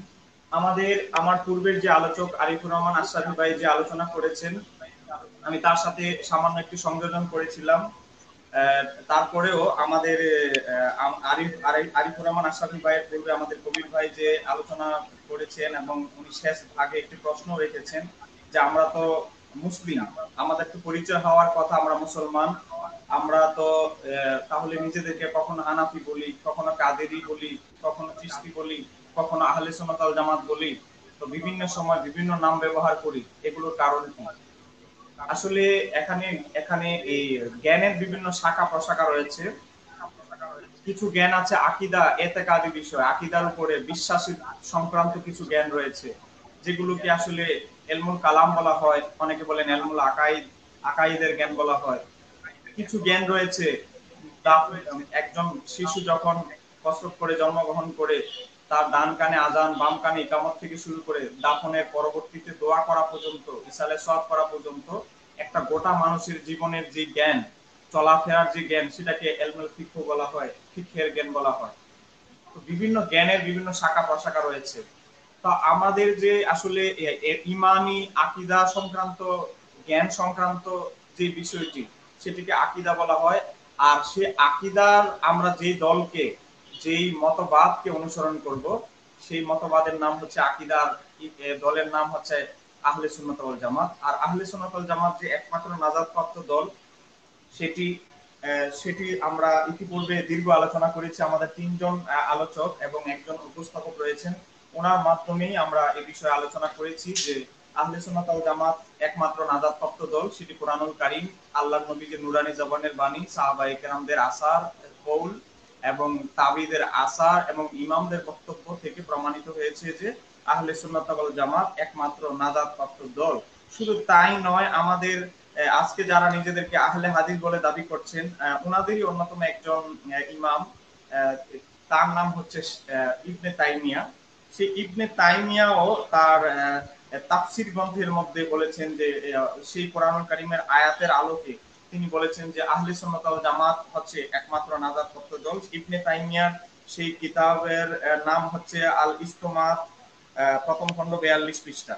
এরপরে এই আহলে হাদিসদের অন্যতম ইমাম আরেকজন আলেম, নাম হচ্ছে আব্দুর রহমান মোবারকপুরি, আরেকজন হচ্ছে শাওকানি, আরেকজন হচ্ছে ইবনুল কাইয়ুম জাওজি, আরেকজন হচ্ছে ইবনে বাজ, ওসাইমিনি, আলবানি। তাদের প্রত্যেকের কিতাব থেকে আমি অদমের একটি কিতাব আছে আকাইদে আহলে সুন্নাহ, সেখানে আমি প্রমাণ করেছি, ওনারাও স্বীকার করেছেন যে আকাইদের ক্ষেত্রে এবং মানুষের ইমানের সংক্রান্ত বিষয়ের ক্ষেত্রে যে দলটি নাজাতপ্রাপ্ত সেই দলের নাম আহলে সুন্নাত ওয়াল জামাত।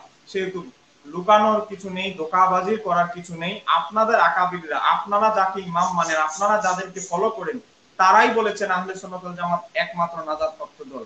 আমি কোরআনুল কারীমের সূরা বাকারা 13 নম্বর আয়াতে বলেছিলাম, আল্লাহ সুবহানাহু ওয়া তাআলা কোরআনুল কারীমে বলছেন, যখন কাফিরদেরকে বলা হলো ওয়াইজা কিলা লাহুম আমিনু, কাফিরদেরকে বলা হলো, মুনাফিকদেরকে বলা হলো, মুশরিকদেরকে বলা হতো তোমরা ঈমান আনো, তখন ঈমান আনার মধ্যে একটা শর্ত জুড়ে দিয়েছেন, কামা আমানান নাসু।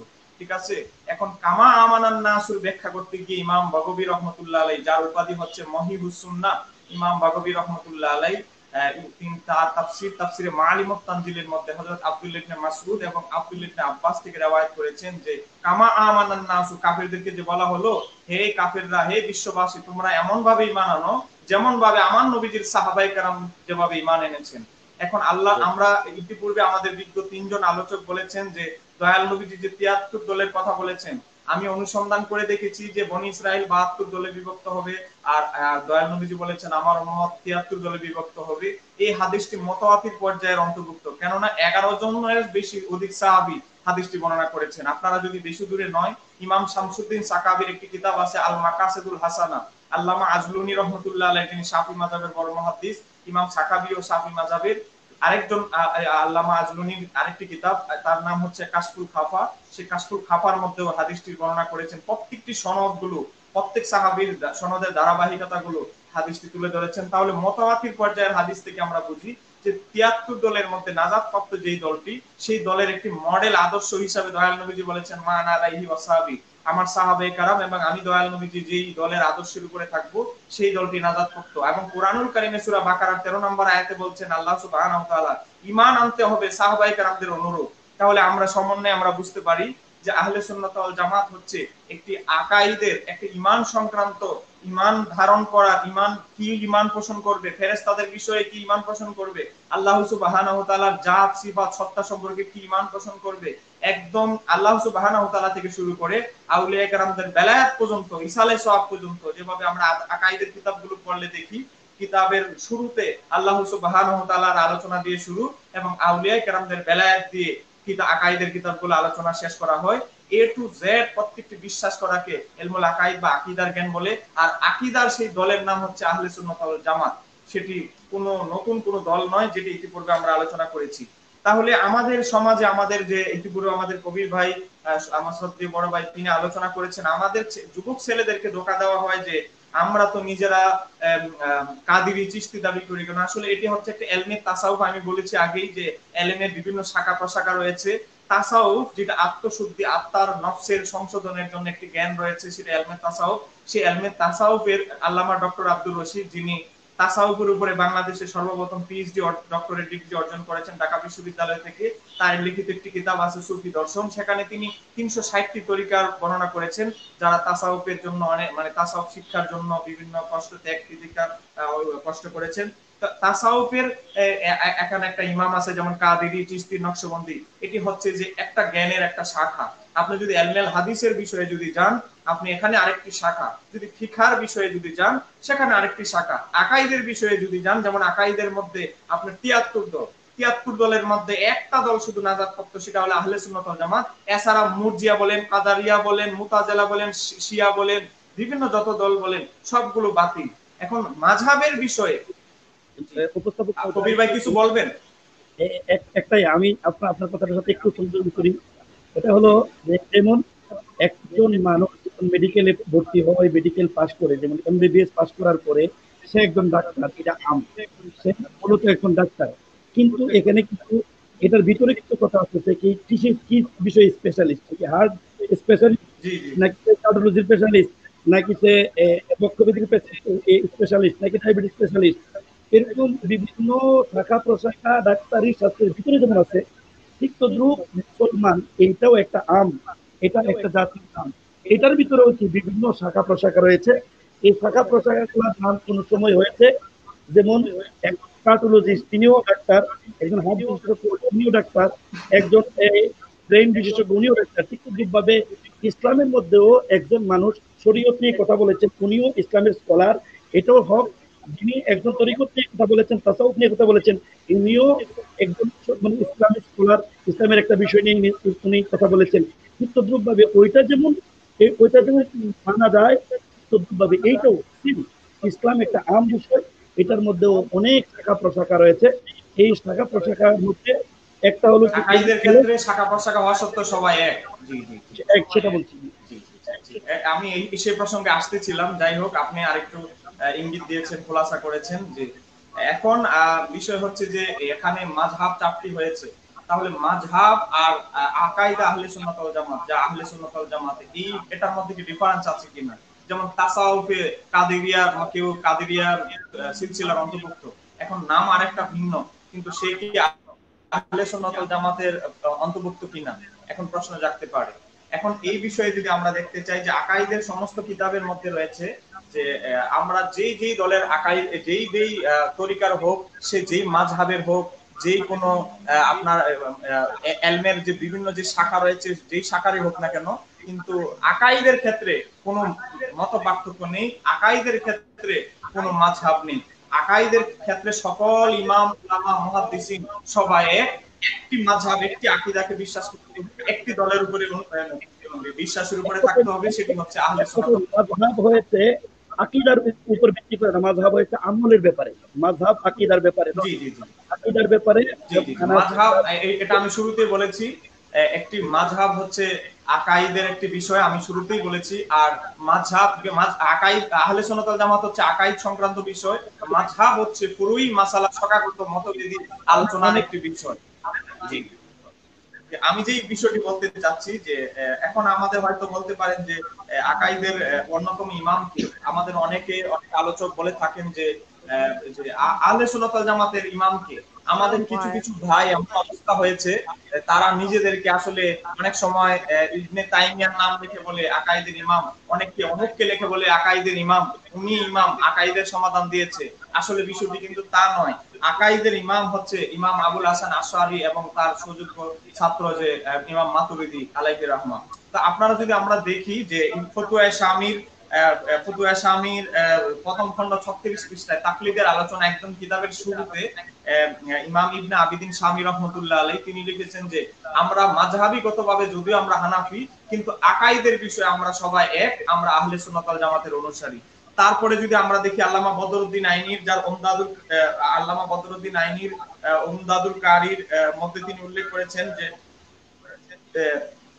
যে আহলে সুন্নাত ওয়াল জামাতের ইমাম হচ্ছেন আবুল হাসান আশআরী। ইমাম তকিউদ্দিন সুবকি, যিনি 7ম শতাব্দীর মুজাদ্দিদ, তিনিও তার একটি কিতাব তকিউদ্দিন সুবকির রাফিউল হিজাব, সেই কিতাবের 268 পৃষ্ঠার মধ্যে লিখেছেন আহলে সুন্নাত ওয়াল জামাতের আকাইদের ইমাম হলেন ইমাম আবুল হাসান আশআরী। ইমাম তাখতাবী রাহমাতুল্লাহ আলাইহি, যার একটি কিতাব মারাকিল ফালা 9ম খণ্ডের মধ্যে রয়েছে, তিনিও বলেছেন আহলে সুন্নাত ওয়াল জামাতের আকাইদের ইমাম হলেন যে আবুল হাসান আশআরী এবং মাতুরিদি। এরপরে আল্লামা জুবাইদি বলেছেন। এরপরে আরেকজন আলেম আল্লামা ইবনে হাজার হাইতামি মুফতি, যাকে শাইখুল ইসলাম বলা হয় নামের পূর্বে, তিনিও তার কিতাবের নাম ফতুয়া হাদিসিয়া 52 নম্বর পৃষ্ঠার মধ্যে লিখেছেন। আরেকজন ইমাম 9ম শতাব্দীর মুজাদ্দিদ ইমাম জালালউদ্দিন সুয়ুতী রাহমাতুল্লাহ আলাইহি, তার কিতাব একটি সুপ্রসিদ্ধ কিতাব, আমরা জানি হাবিলিল ফতোয়া, সেই আল হাবিলিল ফতোয়ার মধ্যে আল হাবিলিল ফতোয়ার দ্বিতীয় খণ্ড 241 পৃষ্ঠার মধ্যে লিখেছেন যে আহলে সুন্নাত ওয়াল জামাত আকাইদের ইমাম হচ্ছেন ইমাম আবুল হাসান আশআরী। তারপরে আমরা স্পষ্ট বুঝে গেলাম যে আহলে সুন্নাত ওয়াল জামাতের আকাইদের ইমাম যে আবুল হাসান আশআরী, এবং উনার বিপরীতে যে কেউ কথা বলে, উনার চিন্তাধারার বাইরে যদি কেউ কথা বলে, তাহলে সে কখনো আহলে সুন্নাত ওয়াল জামাতের অনুসারী বলে দাবি করতে পারে না। কিন্তু এখানে একটি ধোঁকা, আমাদের এখন কিছু কিছু লোক আহলে সুন্নাত ওয়াল জামাতের নাম বিক্রি করে আমাদেরকে খারিজি আকীদা ঢুকিয়ে দেওয়ার জন্য একটি অপচেষ্টা চলছে। সেই বিষয়টি আলোচনা করা খুবই জরুরি। আমি যদি বিজ্ঞ সঞ্চালক মহোদয় অনুমতি দেন, আমি একটু যুবকদের উদ্দেশ্যে একটু ইশারা টাচ দিতে চাই, আপনি যদি অনুমতি থাকে। জি, বিজ্ঞ সঞ্চালক মহোদয়, আমার কি অনুমতি আছে? আমি একটু সামনে অগ্রসর হওয়ার সুযোগ আছে? জি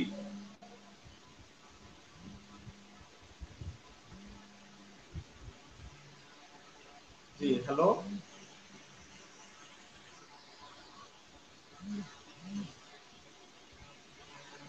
জি, হ্যালো, আমাকে শুনতে পাচ্ছেন? বললাম যে কন্টিনিউ করেন ইনশাআল্লাহ। জি জি জি, আমি শুনতে পাইনি আপনার কথাটা। জি, আমাদের আপনারা জানেন আমরা পৃথিবীর ইতিহাসে সবচেয়ে একটি মশহুর আকাইদের কিতাব, সর্বপ্রথম আকাইদের কিতাব যদি বলা হয়, সেটি কিতাবের নাম হচ্ছে আল ফিকহুল আকবার, ইমাম আবু হানিফা রাহমাতুল্লাহ আলাইহির এক কিতাব। এই কিতাবটি, যেটা আমার কাছে প্রায় 4টা-5টি নুসখা রয়েছে, যে ফিকহুল আকবরের যে সরাসহ মোল্লা আলী কারীম। এখন আমাদের কথিত কিছু ভাইরা আসলে আকাইদের আহলে সুন্নাত ওয়াল জামাতের নামকে ব্যবহার করে আপনার খারিজি আকীদা ঢুকিয়ে দেওয়ার চেষ্টা করছেন। একজন কথিত আলেম ডক্টর আব্দুল্লাহ জাহাঙ্গীর, তিনি দেখুন ফিকহুল আকবর অনুবাদ করেছেন, নিজের মন মতো করে ইমাম আবু হানিফার কালামকে ব্যাখ্যা করেছেন। তো সেখানে তিনি লিখতে গিয়ে এক পর্যায়ে লিখতেছেন যে দয়াল নবীজির পিতামাতা নাকি কাফের মুশরিক অবস্থায় মৃত্যুবরণ করেছেন, নাউজুবিল্লাহি মিন যালিক। শুধু এই কথাটি উনি যদি লিখতেন, আমরা মনে করতাম এটা উনি ওনার ব্যক্তিগত কথা, কিন্তু এই কথা লিখতে গিয়ে তিনি একটি ধোঁকার আশ্রয় নিয়েছেন। তিনি লিখেছেন, আপনারা যাদের কাছে কিতাবটি আছে, এটা প্লে স্টোরে অ্যাপসও আছে, আপনারা ডাউনলোড করে নেবেন। সেই কিতাবের 481 পৃষ্ঠার মধ্যে লিখছেন, মূল ধারায় তাবে ও আহলে সুন্নাহ ওয়াল জামাতের অনেক প্রসিদ্ধ ইমাম উল্লেখ করেছেন যে তারা বলতে নবীর পিতামাতার কথা বলছেন, কাফির মুশরিক অবস্থায় মৃত্যুবরণ করেন, নাউজুবিল্লাহি মিন যালিক। তো এখন মনে করেন যে আমাদের কিছু লোকেরা বলবেন যে নবীজির পিতামাতা জাহান্নামী অবস্থায়, কাফের অবস্থায়, মুশরিক অবস্থায় মৃত্যুবরণ করেছেন, এটা তো আহলে সুন্নাত ওয়াল জামাতের আকীদা, তাহলে তো এই আকীদা আমাকে বিশ্বাস করতেই হবে, এটা আমাকে মানতেই হবে, নাউজুবিল্লাহি মিন যালিক। এখন তো আহলে সুন্নাত ওয়াল জামাতের নাম বিক্রি করে আপনাকে খারিজি আকীদা ঢুকিয়ে দিল। তাহলে আমি যুবকদেরকে বলবো, হে যুবক, তুমি আহলে সুন্নাত ওয়াল জামাতের নাম দিকে সাইনবোর্ড দেখেই তুমি ধোঁকায় পড়ে যেও না, তোমাকে আরো অনুসন্ধান করো।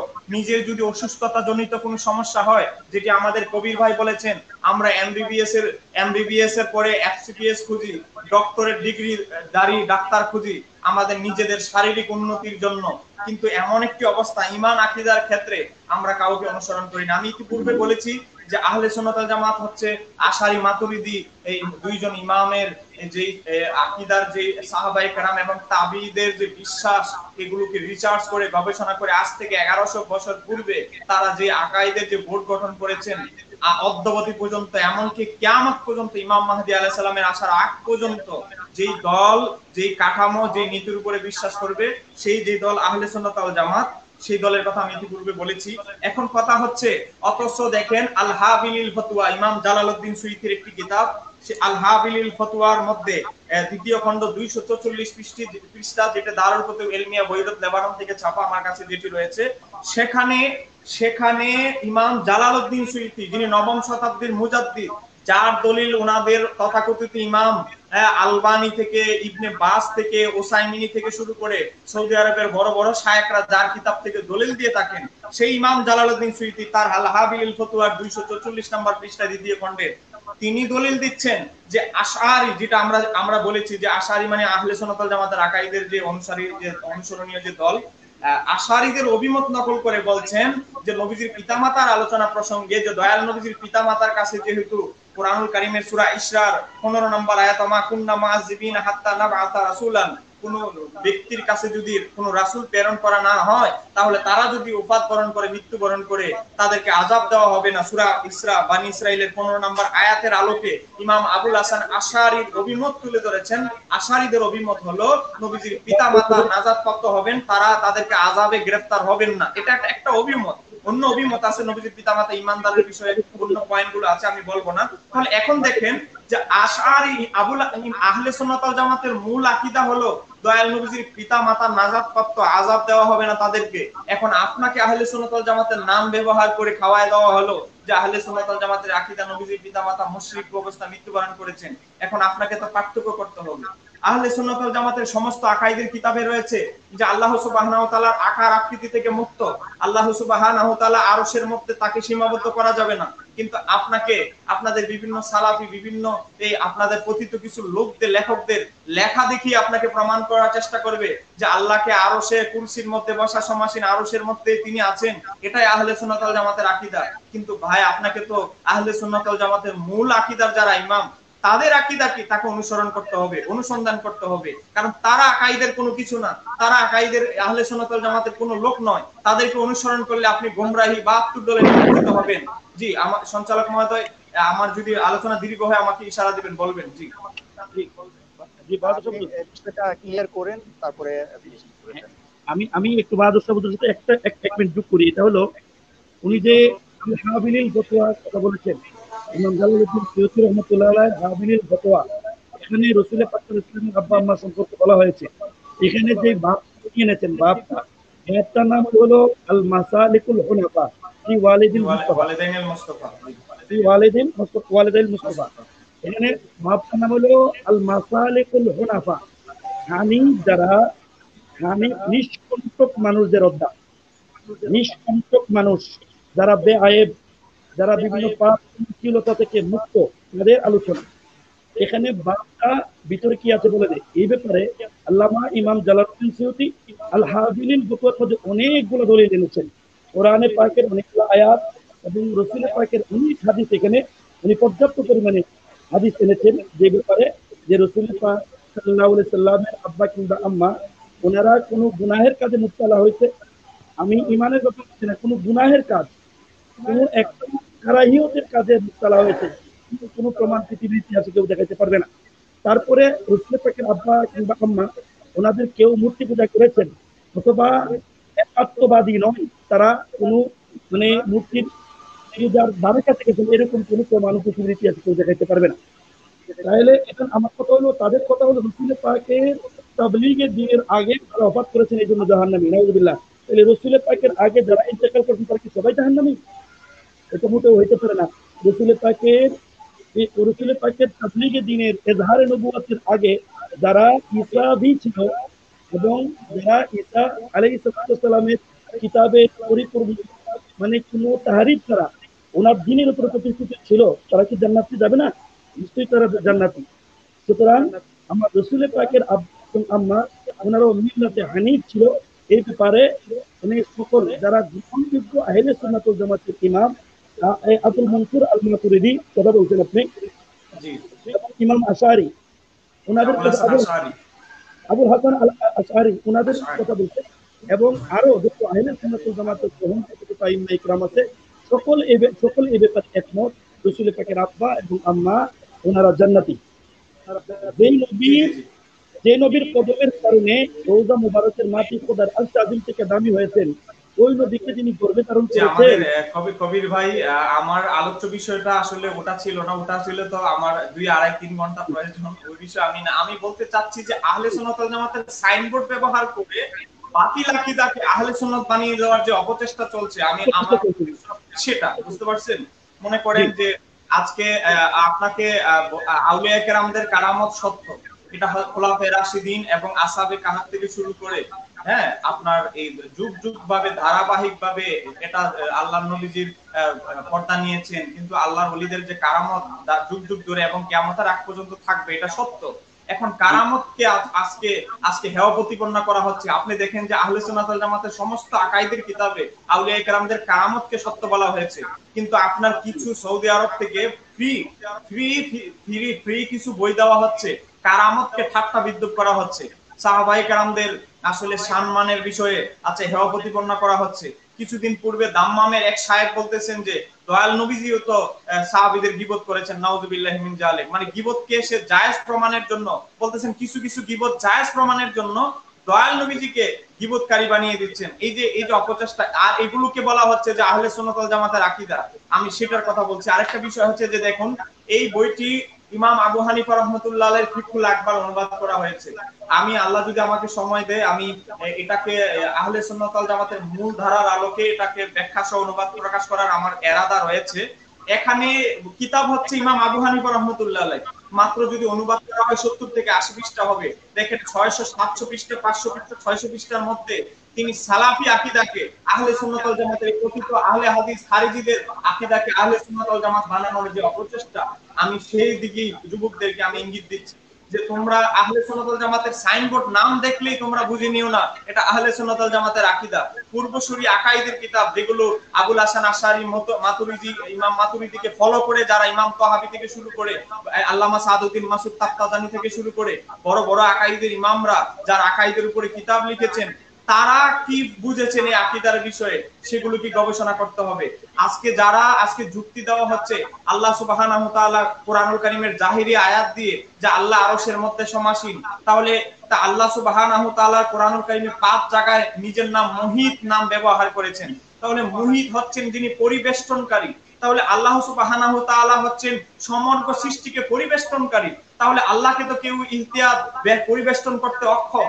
আরশ যদি আল্লাহ সুবহানাহু ওয়া তাআলা থেকে বড় হয়, তাহলেই তো আল্লাহকে সে ধারণ করতে সক্ষম হবে। তাহলে তো স্পষ্ট এখান থেকে ওনাদের আকীদা থেকে প্রমাণ হবে যে আল্লাহ থেকে আরশ বড়, এই কারণেই আল্লাহ আরশের মধ্যে সমাসীন, আরশে অবস্থান করতে পারতেছেন, নাউযুবিল্লাহি মিন যালিক। অথচ আল্লাহ সুবহানাহু ওয়া তাআলাকে সীমাবদ্ধের মধ্যে অঙ্গির মধ্যে নেওয়া আনা হচ্ছে, অথচ এটাতে কত বড় জঘন্য কুফরি আকীদা। সেই কুফরি আকীদাকে কিন্তু আজকে আহলে সুন্নাত ওয়াল জামাতের আকীদার নাম লাগিয়ে ট্যাবলেট হিসেবে খাওয়ানো হচ্ছে, যেটা আহলে সুন্নাত ওয়াল জামাতের ট্যাবলেট, অথচ এটি কিন্তু খারিজি বাতিল বিভিন্ন 72 দলের আকীদা। জি সঞ্চালক মহোদয়, জি আমি আলোচনা লম্বা করার জন্য আসলে ক্ষমা প্রার্থী। না, অনেক গুরু রহস্য বা তথ্য আমরা অনেক কিছুই এখান থেকে জানতে পারলাম, যা বিশেষ করে যুবকদের জন্য এটা নিয়ামক হয়ে থাকবে বলে আমরা বিশ্বাস করি। না, এখানে আরেকটা পয়েন্ট বলতে হচ্ছে, যেহেতু আলোচনাটা চলে আসছে, আলামিন ভাই, মুফতি আলামিন ভাই, আমার একটা হচ্ছে যে এখন এই যে ফিকহুল আকবার দেখেছেন, আমার কাছে 4টা নুসখা আছে, সময়ের জন্য আলমারি থেকে খুলে দেখানো সম্ভব হচ্ছে না।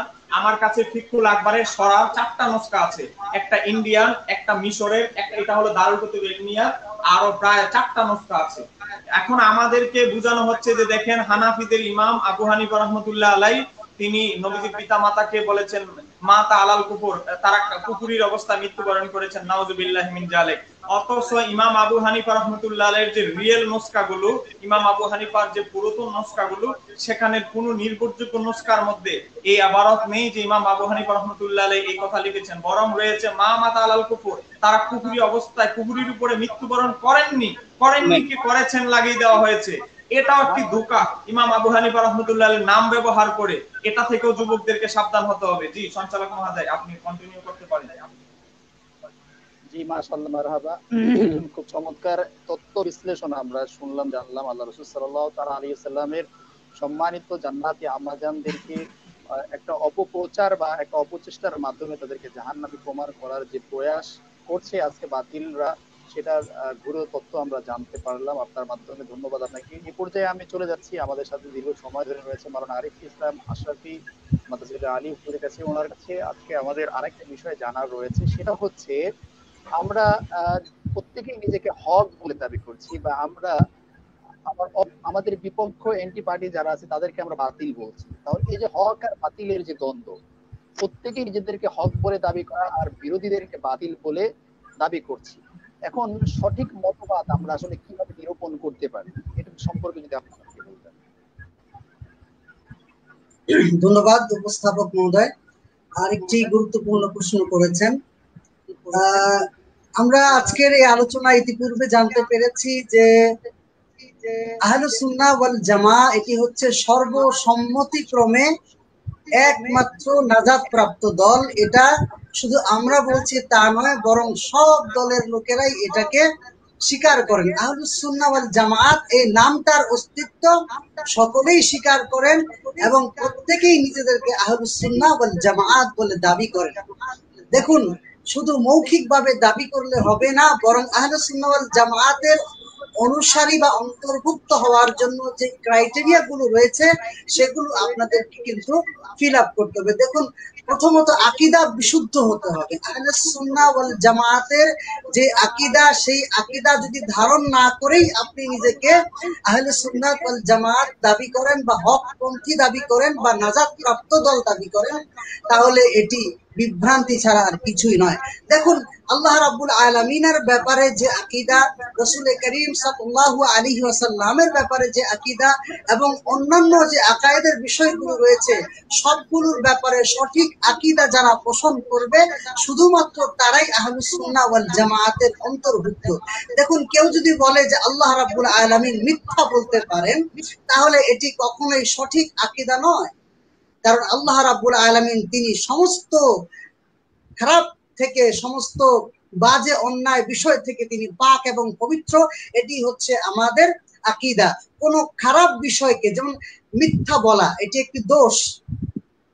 এই কোনো একটি দোষকে বা কোনো একটা খারাপ অভ্যাসকে আল্লাহ রাব্বুল আলামিনের পবিত্র জাতের সাথে নিসবত করা, এটি আহলে সুন্নাহ ওয়াল জামাতের আকীদা নয়, বরং আকীদা পরিপন্থী। অতএব এই ধরনের দাবি যারা করবে তারা আহলে সুন্নাহ ওয়াল জামাতের অন্তর্ভুক্ত নয়। আবার যেমন ইতিপূর্বে আলোচনা হয়েছে, মুহতারাম শহীদুল্লাহ বাহাদুর সাহেব বলেছেন, আল্লাহ রাব্বুল আলামিন আরশে সমাসীন বলে যে একটি দল দাবি করছে। দেখুন, আল্লাহ রাব্বুল আলামিন তিনি হচ্ছেন সকল কিছুর স্রষ্টা এবং তিনি শুধু স্রষ্টাই নন, বরং তিনি কোন সৃষ্টির প্রতি তিনি মুখাপেক্ষী নন। তাহলে যদি আল্লাহ তাআলা আরশে সমাসীন হতে হয়, তাহলে তিনি কিন্তু তার সৃষ্টির প্রতি মুখাপেক্ষী হয়ে গেলেন। অথচ আল্লাহ রাব্বুল আলামিন সমস্ত কিছু থেকে, স্থান কাল পাত্র থেকে, কোনো জায়গায় অবস্থান করা থেকে, সবকিছু থেকে তিনি পবিত্র।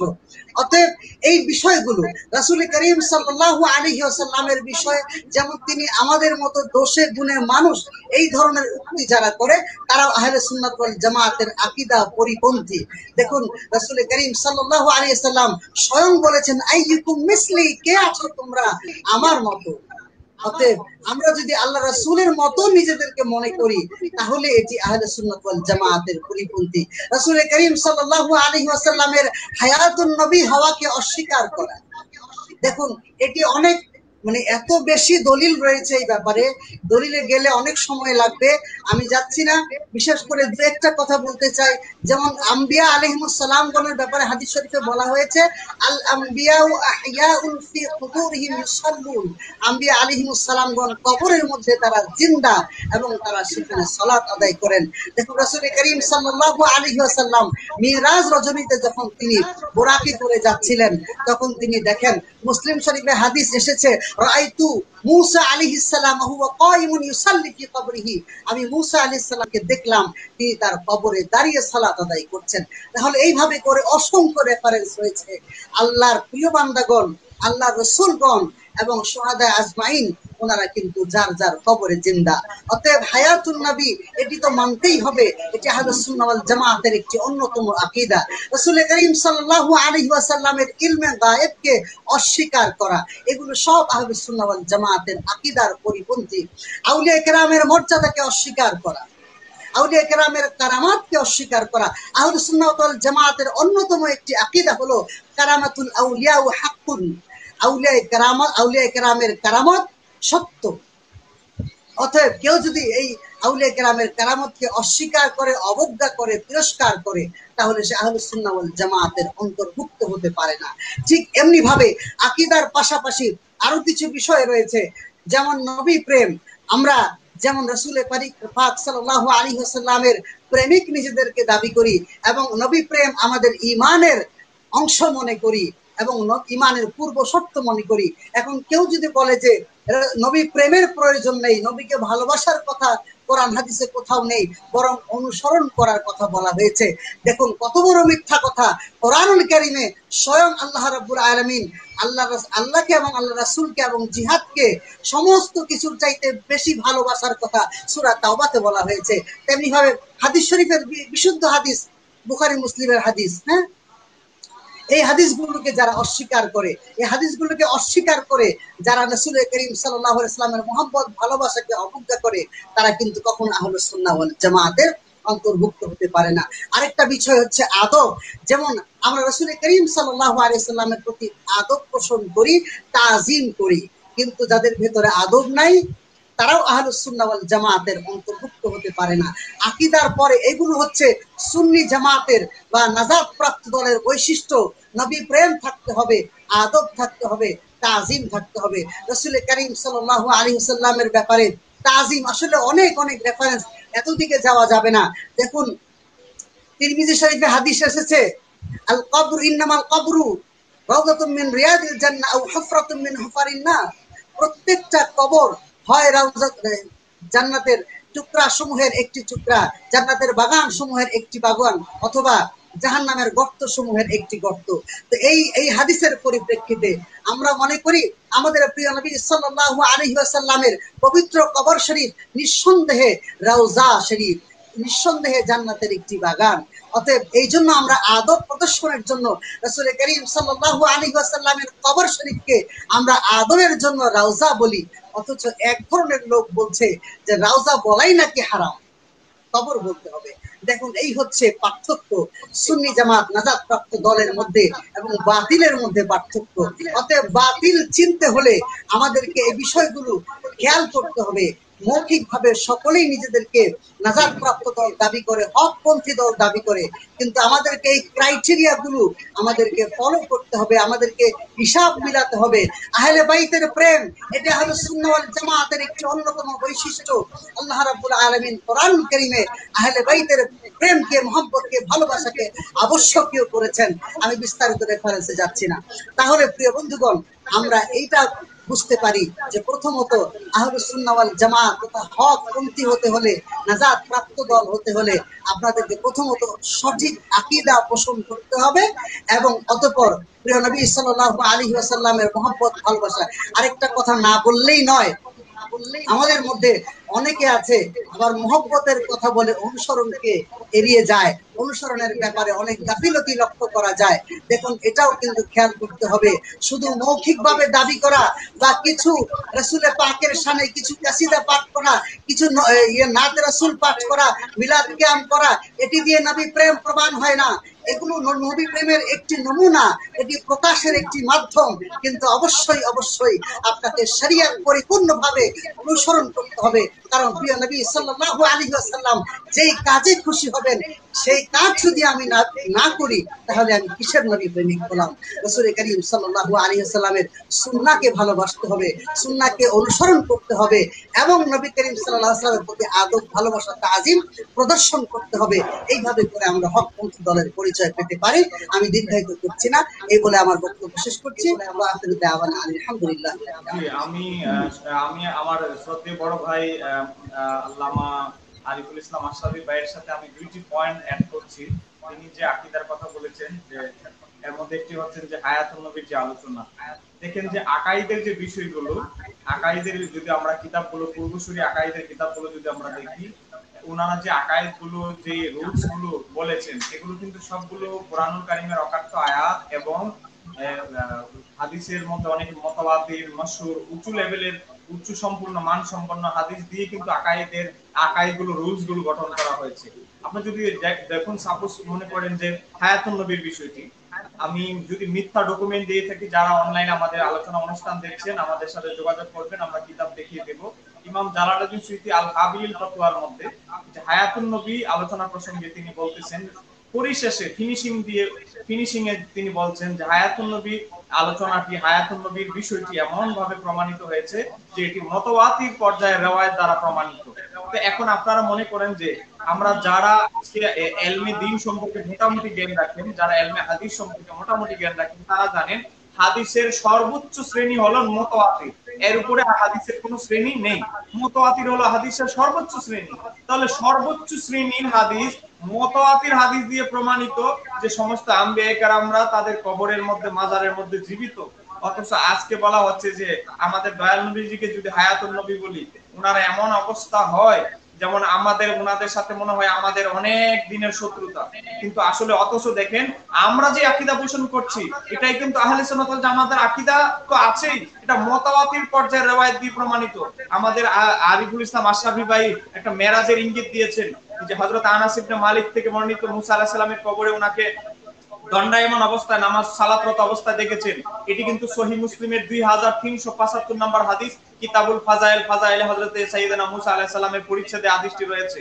এই একই হাদিস যদি আপনি ওই একই জায়গায় সেটি মুত্তাফাকুন আলাইহি হাদিস, যেটি মিশকাতে মেরাজ অধ্যায়ে এসেছে, হযরত আবু হুরায়রা বর্ণনা করেছেন যে অন্যান্য যে নবী এক জামাত, নবী এক হাদিসে আসছে এক জামাত, আর অন্য হাদিসে এসেছে সমস্ত আম্বিয়ায়ে কেরাম বাইতুল মুকাদ্দাসে দয়াল নবীজির পিছনে মুক্তাদি হয়েছিলেন। তাহলে অন্যান্য নবীরা যদি তাদের কবরেই তাদের জীবন সীমাবদ্ধ থাকতো, তাহলে বাইতুল মুকাদ্দাসে তারা কিভাবে গেল?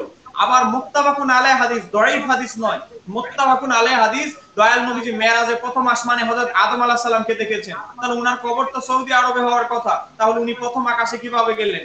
তারপরে আপনি যদি দেখেন দ্বিতীয় আসমান, তৃতীয় আসমান, বিশেষ করে ষষ্ঠ আসমানে হযরত সাইয়েদনা মুসা আলাইহিস সালামের সাথে সাক্ষাৎ হয়েছে। অথচ আমাদের আরিফ ভাই একটু আগে হাদিস বলেছেন সহিহ মুসলিমের 2375 নম্বর হাদিস, সেখানে দেখা হয়েছে যে মুসা আলাইহিস সালামকে ওনার কবরে সালাত আদায়রত দেখেছেন, আবার বাইতুল মুকাদ্দাসে দেখেছেন, আবার 6 নম্বর আকাশে গিয়ে দেখেন 6 নম্বর আকাশেও একই টাইমে হযরত সাইয়েদনা মুসা আলাইহিস সালাম উপস্থিত।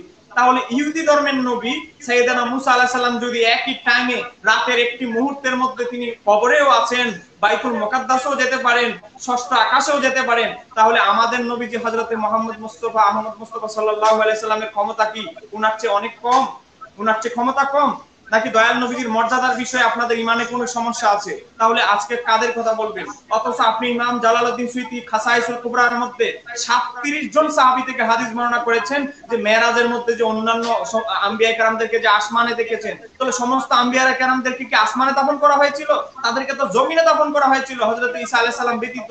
তাহলে তারা আসমানে কিভাবে প্রদর্শন, তারা কিভাবে সায়ের ভ্রমণ করতে পারেন?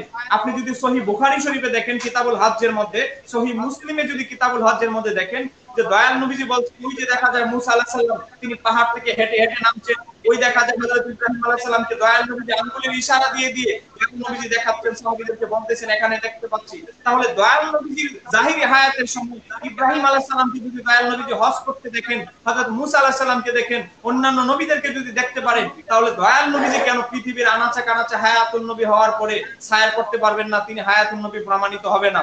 এটি হচ্ছে ইহুদি খ্রিস্টানদের একটি কৌশল। আপনি দেখেন ইউটিউবের মধ্যে একটি আলোচনা এখনো রয়েছে, একজন লোক খ্রিস্টান মিশনারিদের ধোঁকায় পড়ে সে খ্রিস্টান হয়ে গিয়েছে। তাকে যখন বলা হলো, আমাদের নারায়ণগঞ্জের একজন প্রসিদ্ধ আলেম, আমি নাম বলতে চাই না, উনি আপনারা জানেন, উনি যখন বললেন তুমি খ্রিস্টান হয়ে গেল কেন মুসলমান থেকে, তিনি বললেন যে কোরআনে তো আছে আপনাদের নবী হাসরের ময়দানে সুপারিশ করতে পারবে না, আপনাদের আলেমরা কিতাব লিখেছেন হাসরের ময়দানে আপনাদের নবী সুপারিশ করতে পারবে না, কিন্তু বাইবেলের মধ্যে তো আছে যিশু তিনি হাসরের ময়দানে সুপারিশ করতে পারবেন। এই কারণে আমি ইসলাম ধর্ম ছেড়ে আমি কি করলাম? খ্রিস্টান ধর্মে পদার্পণ করলাম। এখন আপনারা বলেন, তাহলে এই সমস্ত ধোঁকাবাজদের আজকে যারা দয়াল নবীজির শাফাআতকে অস্বীকার করছে, তাদের শাফাআতকে ইনকার করার কারণে অসংখ্য মুসলমান আজকে মুরতাদ হয়ে যাচ্ছে, ধর্ম ত্যাগ করছে। এটা যে কত বড় ভয়াবহতা! আজকে এই ভয়াবহতা বিভিন্ন কলেজ বিশ্ববিদ্যালয়ের মধ্যে বইয়ের থেকে শুরু করে ঢাকা বিশ্ববিদ্যালয়, বিভিন্ন ইসলামী বিশ্ববিদ্যালয়ের মধ্যে এই বাতিল আকীদাকে ঢুকাই দেওয়া হচ্ছে।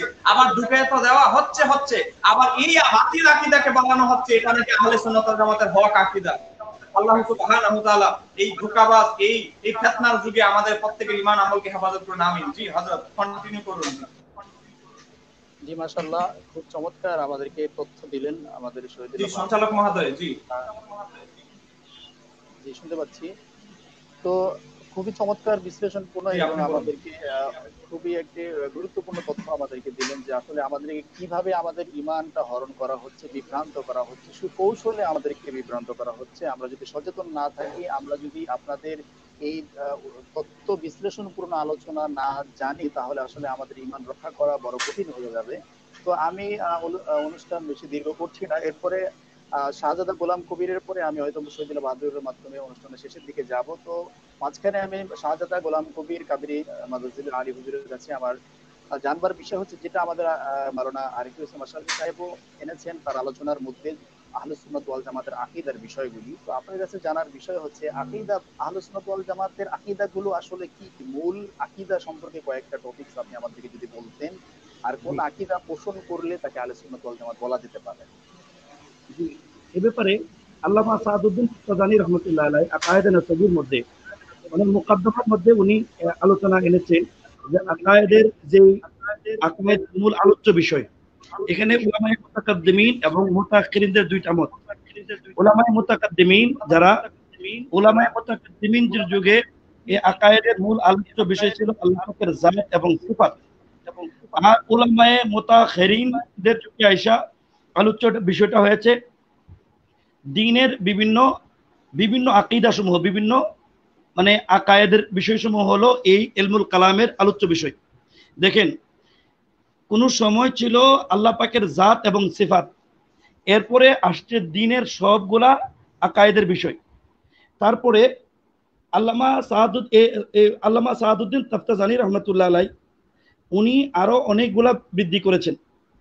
এখন মূল আলোচ্য বিষয় থেকে আমি আসি, এ ব্যাপারে সম্প্রতি সময়ে যেই বিষয়গুলা আকায়েদে আহলে সুন্নাত ওয়াল জামাতের পরিপন্থী, এইগুলা আল্লামা আরিফুল ইসলাম আশরাফী সাহেব আলোচনা করেছেন। আমি একটু আগে থেকে চলে আসছি। দেখেন, আল্লামা ইমাম তাহাবী আলাইহির রহমা উনিও আলোচনা যেটা করেছেন, উনি বলেছেন যে রাসূল পাক সাল্লাল্লাহু আলাইহি ওয়াসাল্লামের সাহাবী হযরত আব্দুল্লাহ ইবনে আব্বাস থেকে হাদিস এনেছেন। হযরত আব্দুল্লাহ ইবনে আব্বাস রাদিয়াল্লাহু তাআলা আনহুমা উনি থেকে বলছেন কি, আন ইবনে আব্বাসিন আন্না আহলা সুন্নাত ওয়াল জামাআহ মান কানা ফিহে আশারা খিসালিন। হযরত আব্দুল্লাহ ইবনে আব্বাস রাদিয়াল্লাহু তাআলা আনহুমা থেকে হাদিস, উনি বলছেন রাসূল পাকের সাহাবী রইসুল মুফাসসিরিন উনি আহলে সুন্নাত ওয়াল জামাতের আকীদা কি হবে, এই আহলে সুন্নাত ওয়াল জামাতের আকীদা কি, এটা উনি আল্লাহ নবীর সাহাবীর জবান থেকে শুনুন। হযরত আব্দুল্লাহ ইবনে আব্বাস বলছেন তাদের হবে কি, আহলে সুন্নাত ওয়াল জামাত কারা, মান কানা ফি আশারা খিসাল, যার মধ্যে এই 10টা খেসাল আছে, যারা এই 10টা বিশুদ্ধ আকীদা পোষণ করবে তারা হলো আহলে সুন্নাত ওয়াল জামাত। এক, তাজিমুল তাবদিলুল শাইখাইন, এক নাম্বার আকীদা হলো কি, হযরত আবু বকর সিদ্দিক এবং হযরত উমর ফারুক তারা দুইজনকে কি করবে, তারা দুইজনকে ইহতিরাম করবে, সম্মান করবে। এখন কিন্তু কৌশলে সুন্নিদের মধ্য থেকে এখানে বিভিন্নভাবে আমার রসুল পাকের জলিলুল কদর সাহাবী, আশারায়ে মুবাশশারা এবং খোলাফায়ে রাশিদিনের অন্যতম সাহাবী হযরত সিদ্দিক আকবর, যাদেরকে রসুল পাক নিজে নবুয়তের জমানে জান্নাতের সার্টিফিকেট দিয়েছেন, ওনাদেরকে এবং হযরত ফারুক আজমকে ওনাদেরকে দুকাবাজ বানানোর চেষ্টা করছেন নামদারি কিছু সুন্নি, তাদের থেকে আমাদের অবশ্যই সচেতন থাকতে হবে। এখানে আল্লামা ইমাম তাহাবী রহমাতুল্লাহ আলাইহি হযরত আব্দুল্লাহ ইবনে আব্বাসের যে হাদিসটা বর্ণনা করেছেন, 10টা খেসাল 10টা আকীদা যারা পোষণ করবে তারা হলো আহলে সুন্নাত ওয়াল জামাত। তার মধ্যে এক নম্বরে হলো তাবদিলুল শাইখাইন, হযরত আবু বকর সিদ্দিক এবং হযরত ওমর ফারুক, তারা দুইজনকে কি করতে হবে, ফজিলত মর্যাদা পূর্ণ মনে করতে হবে। তারপর তাওকিরুল খাতানাইন এবং হযরত উসমান জি নূরাইন এবং হযরত আলী রাদিয়াল্লাহু তাআলা তাদেরকে সর্বোচ্চ সম্মান দিতে হবে। ওয়া তাজিমুল কিবলাতাইন, এটা 2 নম্বর গেল আকীদা। 3 নম্বরের আকীদা হলো তাজিমুল কিবলাতাইন। আহলে সুন্নাত ওয়াল জামাতের 3 নম্বরের আকীদা হলো দুই কিবলাকে কি করা, দুই কিবলাকে সম্মান করা, খানায়ে কাবা এবং মসজিদে আকসা, এটা হলো কি, এই দুই কিবলার প্রতি সম্মান প্রদর্শন করতে হবে। ওয়াস সালাতু আলাল জানাজাতাইন, 4 নম্বর আকীদা হলো আহলে সুন্নাত ওয়াল জামাতের 4 নম্বরের আকীদা হলো কি, মুমিনে ফাসিক এবং মুমিনে কামেল, একজন মুমিন বান্দা সে যদি মারা যায় তার জানাজাও শরীক হতে হবে। একজন মুরতাকিবে কবিরাও যদি হয়, একজন মানুষ যদি মুমিনে ফাসিকও হয়, তার জানাজাও একজন মানুষকে করা কর্তব্য। তারপরে বলছে কি, এটা হলো 4 নম্বর আকীদা। 5 নম্বর আকীদা হলো ওয়াস সালাতু খালফাল ইমামাইন, অর্থাৎ ইমাম যিনি হবেন তিনি যে একদম নিষ্পাপ হবেন এমন কোনো শর্ত না। মানুষ যেহেতু মানুষের মধ্যে ভুল ত্রুটি থাকতে পারে, সেই জন্য একজন ইমাম যদি তার মধ্যে যদি সে ইমামের বৈশিষ্ট্য যেগুলো আছে এগুলা ঠিক থাকার পরে যদি তার মধ্যে কোনো ভুল ত্রুটিতে, ব্যক্তি জীবনে, কথায়, কাজে, ভঙ্গিতে যদি কোনো ভুল ত্রুটি থাকে, এই জন্য তার ইমামতকে অস্বীকার করা যাবে না, তার পেছনে নামাজ পড়তে হবে। তারপরে 6 নম্বর আকীদা হলো ওয়াতারকুল খুরুজ আলাল ইমামাইন আই সুলতানুল আদে ওয়াল জায়ের, অর্থাৎ একজন ন্যায়পরায়ণ বাদশাহ হোক অথবা একজন ন্যায়নিষ্ঠবান না হোক, যদি বাদশাহ হয়, কোরআনে পাকে বলা হয়েছে আস-সুলতানু জিল্লুল্লাহ, সুলতান যিনি বাদশাহ হবেন তিনি আল্লাহর ছায়া। সে যদি তার মধ্যে যদি কোনো ফিসকিয়ত থাকে, তারপরেও তার বিরুদ্ধে কি করা যাবে না, বিদ্রোহ করা যাবে না। তারপরে 7 নম্বর আকীদা হলো মাসে আলাল খুফাইন, এবং মোজার উপরে মসে করা। মোজার উপরে মসে করা বলতে এটা কাপড়ের মোজা নয়, এটা চামড়া মোজা, যদি চামড়ার মোজা হয় এটার উপরে মসে করা। এটাও কি আহলে সুন্নাত ওয়াল জামাতের 7 নম্বর আকীদা। 8 নম্বর ওয়াল কাউলু বিতাকদীর, অর্থাৎ তকদির ভালো এবং মন্দ, তকদিরের ভালো এবং মন্দের উপরে বিশ্বাস স্থাপন করা, এটা হলো আহলে সুন্নাত ওয়াল জামাতের 8 নম্বর আকীদা। তারপরে ওয়াল ইমসাকু আনিস শাহাদাতাইন, আই শাহাদাতুল জান্নাতি ওয়ান নার, বলা হয়েছে কি যে কোন মানুষের জান্নাতি কিংবা জাহান্নামী এটার ব্যাপারে কোনো মানুষকে সার্টিফাই করা যাবে না। তবে হ্যাঁ, আমি যদি বলি আমার বাবা আল্লাহ তাকে জান্নাত নসিব করুক, আমার অমুক আমার উস্তাদ আল্লাহ তাকে জান্নাত নসিব করুক, এরকম আমি আশা করতে পারি, তার জন্য প্রার্থনা করতে পারি, তিনি নিশ্চিত জান্নাতি, এইটা শুধু এরকম বলা যাবে না। তবে হ্যাঁ, ইল্লাল আম্বিয়া ওয়াল আশারাতিল মুবাশশারা, তবে এই ব্যাপারে গ্যারান্টি, এই ব্যাপারে সার্টিফাই করা যাবে আল্লাহর নবীদের ব্যাপারে এবং আশারে মুবাশশারা যারা তাদের ব্যাপারে। এটা হলো আহলে সুন্নাত ওয়াল জামাতের 9 নম্বর আকীদা। ওয়া আদাউ ফারিদাতাইন, 10 নম্বর আকীদা হলো সালাত এবং যাকাত, এই দুইটা বড় ইসলামের রুকন, এই দুইটাকে কি করতে হবে, অবশ্যই আদায় করতে হবে। ইমাম তাহাবি আলাইহির রহমা ওনার আকীদাতুত তাহাবিতে এই 10টি আকীদা আহলে সুন্নাত ওয়াল জামাতের এখানে তিনি উপস্থাপন করেছেন। আল্লামা ইমাম ওয়ালিউদ্দিন মুহাম্মদ ইবনে আব্দুল্লাহ আল বাগাবি, উনি ওনার কিতাব মিশকাতের মধ্যে এবং আল্লামা মুল্লা আলী কারি মিরকাতের মধ্যেও আহলে সুন্নাত ওয়াল জামাতের 9টা আকীদা কোট করেছেন। দেখেন, ওই যেটা আরিফুল ইসলাম আশরাফি সাহেব যেটা বলেছেন সম্প্রতি সময়ের, আমি যে আকীদাগুলো তাহাবির বলেছি, এই আকীদাগুলোর আগে আহলে সুন্নাত ওয়াল জামাতের আকীদা ছিল 2টা, একটা হলো আল্লাহ পাকের জাত, একটা হলো আল্লাহ পাকের সিফত। তারপরে ইমাম তাহাবি এই 10টা আকীদা আহলে সুন্নাত ওয়াল জামাতের আলোচনা করেছেন। তারপরে ওয়ালিউদ্দিন মুহাম্মদ ইবনে আব্দুল্লাহ আল বাগাবি মিশকাতের মধ্যে উনি আকীদা করেছেন কয়টা, উনি বলেছেন আহলে সুন্নাত ওয়াল জামাতের আকীদা হলো 9টা। 1 নম্বর হলো মৃত্যুর পর কবরে একজন মানুষকে সওয়াল জবাব করা হবে, এটা সত্য, এটার উপরে বিশ্বাস করতে হবে। এই ব্যাপারে শহীদুল্লাহ বাহাদুর শাহ হুজুর, উনি বিজ্ঞ একজন আলোচক, বিজ্ঞ একজন ইসলামিক স্কলার, রাসূল পাকের হায়াতের কথা বলেছেন।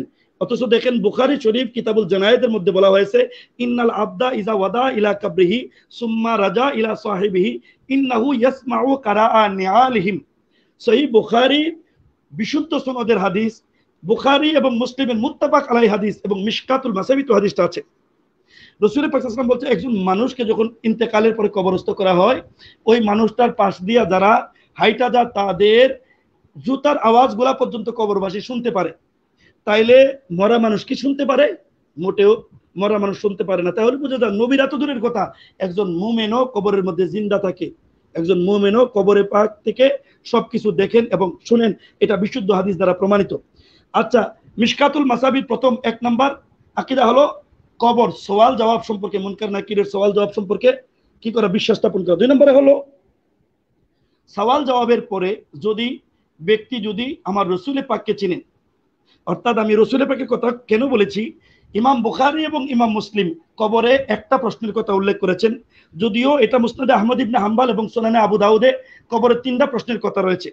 সহিহ বুখারী এবং মুসলিমের মধ্যে কবরের প্রশ্ন হবে একটা, এটা হলো যে এই রাসূলকে চিনুনি, মান হাযার রাজুলুল্লাযী বুইসা ফিকুম, যদি আমার রাসূল পাককে কেউ চিনে তাকে আল্লাহ পাকের পক্ষ থেকে বলা হবে কি যে ইলবাসু লিবাসাতাল জান্নাহ ওয়া ইফরাশু ফিরাশাতাল জান্নাহ, যে তার কবরটা কি করে দাও, জান্নাতের বিছানা বিছায়া দাও এবং তার পোশাকটা জান্নাতের পোশাক পরায় দাও।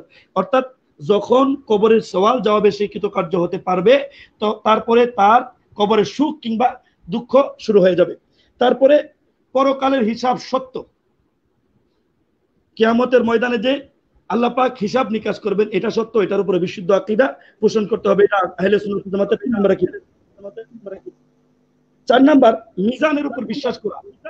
মিজান আল্লাহ পাক কিয়ামতের ময়দানে বান্দার হিসাব নিকাশ করার জন্য মিজানের পাল্লা আল্লাহ পাক সুবহানাহু ওয়া তাআলা উপস্থাপন করবেন, এটার উপরে বিশ্বাস স্থাপন করাও আহলে সুন্নাত ওয়াল জামাতের একটা আকীদা। তারপরে ফুলসিরাতের উপর বিশ্বাস করা। ফুলসিরাত এমন একটা জিনিস যেটা হীরার চেয়েও দামি। এটা দিয়ে যখন মানুষ পার হয়ে যাবে, নেককার যারা গতিতে পার হয়ে যাবে, যারা বদকার গুনাহগার তারা এখান থেকে লাঞ্ছিত, হাত পাও কেটে তারা ওই জাহান্নামের গর্তের মধ্যে পড়ে যাবে। এই ফুলসিরাতের উপর বিশ্বাস করা, এটা 5 নম্বর আকীদা। আল্লামা ওয়ালিউদ্দিন মুহাম্মদ ইবনে আব্দুল্লাহ আল বাগাবী এটা উনি লিখেছেন। তারপরে হাউজে কাউসারের উপরে বিশ্বাস স্থাপন করুন। হাউজে কাউসার রাসূল পাক সাল্লাল্লাহু আলাইহি ওয়াসাল্লাম বলছেন কি বাইনামা বাইতি ওয়া মিনবারি রাওযাতুম মিন রিয়াদিল জান্নাহ ওয়া হাউজি তাহতা কাদামি। রাসূল বুখারী শরীফের মধ্যে আমার রাসূল পাক সাল্লাল্লাহু আলাইহি ওয়াসাল্লাম বলেছেন, এবং জযবুল কুলুব ইলা দিয়ারিল মাহবুব, আমার হযরত শাইখ মুহাক্কিক আলা ইতলাক আব্দুল হক মুহাদ্দিস রবি রাহমাতুল্লাহ আলাইহি উনি এই হাদিসটা এনেছেন। রাসূল পাক সাল্লাল্লাহু আলাইহি ওয়াসাল্লাম বলেছেন আমার কদমের নিচে হলো হাউজে কাউসার। রাসূল পাক সাল্লাল্লাহু আলাইহি ওয়াসাল্লাম হাসরের ময়দানে রাসূল পাকের আহলে বাইতের লোকেরা যারা রাসূল পাকের আশিকিন উম্মতে মুমিন যারা তাদেরকে হাউজে কাউসারের পানি পান করাবেন, যারা একবার পানি পান করবেন তাদের আর কোনো বিশেষ লাগবে না। এটার উপরে বিশ্বাস স্থাপন করা আহলে সুন্নাত ওয়াল জামাতের একটা আকীদা। 7 নম্বর হলো যার অন্তরে যারা পরিমাণ থাকবে, যার অন্তরে যারা পরিমাণ ঈমান থাকবে, সে শাস্তি ভোগ করার পরে অবশ্যই সে কোনো না কোনো ভাবে কারো না কারোর সুপারিশে কি করবে, সে আবার অবশ্যই জান্নাতে আসবে। 8 নম্বর হলো শাফাআত। রাসূল পাকের সুপারিশ, রাসূল পাক কিয়ামতের ময়দানে একটু আগে মাওলানা আরিফুল ইসলাম সাহেব বলেছেন এবং আমাদের বিজ্ঞ আলোচক সৈয়দ বাহাদুর সাহেব বলেছেন যে রাসূল পাক ইসলামের সুপারিশের উপর বিশ্বাস করা। আহলে সুন্নাত ওয়াল জামাত আমাদের দেশে দেওবন্দি মুশরিকদের অনেকেও আহলে সুন্নাত ওয়াল জামাত দাবি করেন এবং তারা সম্প্রতি সময় আহলে সুন্নাত নিয়ে খুব লাফালাফি করছেন, অথচ তারা কিন্তু রাসূল পাকের শাফাআতকে অস্বীকার করে। অথচ তাদের কিতাব এবং তাদের পাঠ্যপুস্তক আল্লামা সাদুদ্দিন তাবরিজীর কিতাব এবং ইমাম তাহাবির কিতাব তারাও পড়ে। আপনি যদি একটু সংক্ষিপ্ত করতেন। জি, এই শেষ করে দিচ্ছি। এই শাফাআতের কথা কিন্তু এটা সবার ঐক্যমতে রাসূল পাকের, আমার রাসূল পাক ইসলামের হাদিসে পাকে বলা হয়েছে আসফাতু সাহাবাতুন লিন নবী আলাইহিস সালাতু ওয়াস সালাম ওয়ালা খিয়ার। আরেকটা হাদিসের মধ্যে রাসূল পাক বলেছেন ইয়াউমাল কিয়ামাতে সালাসাতুন আল আম্বিয়া সুম্মা উলামা সুম্মা শুহাদা। তারপরে 9 নম্বর একটা হলো উম্মতে মুহাম্মাদের মধ্যে খুব গুরুত্বপূর্ণ বিষয় যেটা ইমাম তাহাবি 1 নম্বরে আনছেন, ইমাম ওয়ালিউদ্দিন মুহাম্মদ ইবনে আব্দুল্লাহ এটা উনি 9 নম্বরে আনছেন যে উম্মতে মুহাম্মাদের মধ্যে সবচেয়ে শ্রেষ্ঠ মানুষ হলো রাসূল পাকের সাহাবীরা। আর রাসূল পাকের সাহাবীদের মধ্যে সর্বকালের নবীদের পরে সর্বকালের সর্বশ্রেষ্ঠ মর্যাদাবান দুইজন মানুষ হলো হযরত সিদ্দিক আকবর এবং হযরত ফারুক আযম। এটার উপর আকীদা পোষণ করে আহলে সুন্নাত ওয়াল জামাতের আকীদা। আকীদাটা যারা পোষণ করবে, এই বিশ্বাস যাদের অন্তরে থাকবে, তারাই হলো আহলে সুন্নাত ওয়াল জামাত, তারাই হলো সুন্নি মুসলমান, তারাই হলো ফিরকে নাজিয়া, তারাই হলো ইয়াউমা তাবিয়াতু উজুহুম, কিয়ামতের ময়দানে তাদের চেহারাই হবে রোশন, তারাই হবে আলোকিত চেহারার মানুষ, তারাই হবে জান্নাতি। আল্লাহ পাক সবাইকে বুঝাতে। জি মাশাআল্লাহ মাশাআল্লাহ, আমরা খুব চমৎকার আপনার আমাদের আহলে সুন্নাত ওয়াল জামাতের মূল আকীদার বিষয়গুলি তিনি তুলে এনেছেন। আমরা অনেক কিছুই তার কাছ থেকে জানতে পারলাম যে আকীদা বিশ্বাসগুলি না থাকলে মূলত আহলে সুন্নাত ওয়াল জামাত দাবি করা মোটেও সম্ভব নয়। এগুলি মৌলিক কিছু আকীদা বিষয় আমাদেরকে জানানো হয়েছে। আমরা অনুষ্ঠানের একেবারে শেষের দিকে চলে এসেছি। আমাদের সর্বশেষ একটি প্রশ্ন রেখে আমরা বিদায় নিব। আমরা শ্রদ্ধেয় আলোচক মাওলানা মোহাম্মদ শহীদুল্লাহ বাহাদুর মুদাজ্জিলুল্লাহ আলীর কাছে আমরা একটা বিষয়ে প্রশ্ন আপনার কাছ থেকে শেষ এটাই থাকবে জানতে চাচ্ছি, সেটা হচ্ছে আমরা আহলে সুন্নাত ওয়াল জামাত যে আমরা ফলোয়ার্স বা আমরা অনুসরণ করছি, সাথে সাথে আমরা মাযহাবে মিল্লাতের মধ্যে অর্থাৎ আমরা প্রসিদ্ধ 4টি মাযহাব সারা বিশ্বের মধ্যে আমরা ফলো করছি। আমরা এই মাযহাবের অনুসরণটা এটা কি আহলে সুন্নাত ওয়াল জামাতের আহলে সুন্নাত ওয়াল জামাতের অংশ বলবেন নাকি এটা বিপরীত বলবেন? আপনার মতে এটা কেমন হচ্ছে যে আহলে সুন্নাত ওয়াল জামাতের মধ্যে এই মাযহাব নাকি এটার বিপরীত? আমি সেই বিষয়টা জানতে চাচ্ছি। জি, ধন্যবাদ বিজ্ঞ সঞ্চালক মহোদয়কে। বিশেষ করে আমার কবির ভাই আহলে সুন্নাত ওয়াল জামাতের কিছু কতিপয় গুরুত্বপূর্ণ আকীদা বর্ণনা করেছেন। যে আহলে সুন্নাত ওয়াল জামাতের আকীদা আসলে দুই ধরনের, একটা হলো অকাট্য মূল আকীদা, আসলি আকীদা, আর একটা হলো ফুরুই, মানে একই বিষয়ের শাখা প্রশাখা। যেমন নবীদের প্রতি আমরা প্রত্যেক নবীদের প্রতি আমরা বিশ্বাস স্থাপন করব, যত রাসূল এবং আম্বিয়া কেরাম এসেছেন, কিন্তু ওনাদের মধ্যেও আবার কিছু ফুরুই আকীদা আছে, সেগুলোকে আপনার বিশ্বাস করতে হবে। তা এই দুই ধরনের, দুই রুলসের, দুই শাখার আকীদার প্রতি আমাদের বিশ্বাস রাখতে হবে। কিন্তু আমাদের আকাইদের যেই আহলে সুন্নাত ওয়াল জামাতের আকীদা মোট কয়টি, এটা আসলে পরিসংখ্যান করা সীমাবদ্ধ কোনো ইমামই নির্ধারিতভাবে করেননি। কিন্তু এক একটা সময় যদি আমরা পূর্বসূরীদের দেখি, যেমন সাহাবায়ে কেরামদের যুগে বা তাবিঈদের যুগে আহলে সুন্নাত ওয়াল জামাতের আলামত কি, হ্যাঁ, এখন শায়ের নিদর্শন কি, ওই যুগে অনুসারে বাতিলদের খেলাফে বাতিলরা যেই আকীদাগুলোকে, সঠিক আকীদাগুলোকে বাতিল আকীদায় রূপান্তরিত করার জন্য চেষ্টা করতেন, সেই আকীদাগুলোই তারা জোরালো ভাবে বলতেন। যেমন মৌজা মশাইয়ের কথা বলেন, শাইখাইনকে শ্রেষ্ঠত্বের মর্যাদা দেওয়ার বলেন, মহব্বতের কথা বলেন, বিভিন্ন সময় বিভিন্ন আকীদার কথা বলা হয়েছে। কিন্তু শেষ বিভাগে আমাদের কবির ভাই, শাহজাদা কবির ভাই যে আলোচনা করেছেন, যে আল্লামা সাদউদ্দিন মাসুদ তাফতাজানি আলাইহি রহমান, যারা সর্বশেষে যারা আকীদার কিতাবগুলো লিখেছেন, তারা মোটামুটি আগের পূর্বসূরি সহ ওনাদের পূর্বে যারা গত হয়ে গিয়েছেন আকাইদের ইমাম, তাদের সবার আকীদাগুলোকে একসাথে করে দিয়েছেন, যাতে আহলে সুন্নাত ওয়াল জামাতের যারা ফলোয়ার, যারা অনুসারী হবেন, তারা যাতে সহজে আকীদাগুলো জানতে পারবেন। এর মধ্যে বর্তমান যুগে আসলে সব আকীদা নিয়েই মতভেদ নয়, কিন্তু কিছু আকীদা যেগুলো আপনারা জানেন সারা বিশ্বের মধ্যে কয়েকটি বাতিল ফেরকা, বিশেষ করে শিয়া এবং আহলে হাদিস, এই দুইটি দল হচ্ছে সারা বিশ্বের সবচেয়ে বৃহত্তম শক্তিশালী বাতিল দল। তো তাদের সাথে আসলে এখন বর্তমানে, আগে এক সময় ছিল মুতাজিলাদের সাথে, মুতাজিলাদের দাপট ছিল, এক সময় ছিল মুরজিয়াদের দাপট, এক সময় এক একটা বাতিল দলের আসলে দাপট ছিল। কিন্তু বর্তমান এই ভয়ঙ্কর পরিস্থিতিতে দুইটি ফিতনায় সবচেয়ে ভয়ঙ্কর শিয়া এবং এই আহলে হাদিস। এখন আমাদের এই যেই যুগে যেই ধরনের ভয়ঙ্কর পরিস্থিতি সৃষ্টি হয়, সেগুলো সম্পর্কে আসলে আমাদের অবগত হওয়া জরুরি হয়ে দাঁড়ায়। এই যুগে যেহেতু দেওবন্দি, আহলে হাদিস এবং শিয়া, এই তিনটি ফেরকাই আসলে আমাদের হাট বাজারে বিভিন্ন ক্ষেত্রে বিভিন্ন মজলিসে দেখা যায়, তাহলে এই তিনটি ফেরকা সম্পর্কে আসলে আমাদের অবগত হওয়াটা বেশি জরুরি। তাহলে আমি এই বিষয়ে আসলে আমি আমাদের যুবকদেরকে বিশেষ করে আমি অনুসন্ধান করার জন্য বলবো, যে তাদের বাতিল আকীদাগুলো জানার জন্য, এবং আমাদের আহলে সুন্নাত ওয়াল জামাতের পক্ষে, আমাদের সঠিক আকীদার পক্ষে যে শুধু আকাইদের রুলস বলে যায় না, এর পক্ষে যে দলিলও রয়েছে, সেগুলো অনুসন্ধানের জন্য আমি বলবো। বিশেষ করে আল্লাহ সুবহানাহু ওয়া তাআলার আকার আকৃতি বিষয়ে আরশে আজিমের সীমাবদ্ধ বলা, আজকে কুফরি আকীদা বলা হচ্ছে। তারপরে আল্লাহ মিথ্যা কথা বলতে পারেন কিন্তু বলেন না, ওয়াদা খেলাফ করতে পারেন, করেন না, এটাকেও আজকে আহলে সুন্নাত ওয়াল জামাতের আকীদা বানানো হচ্ছে।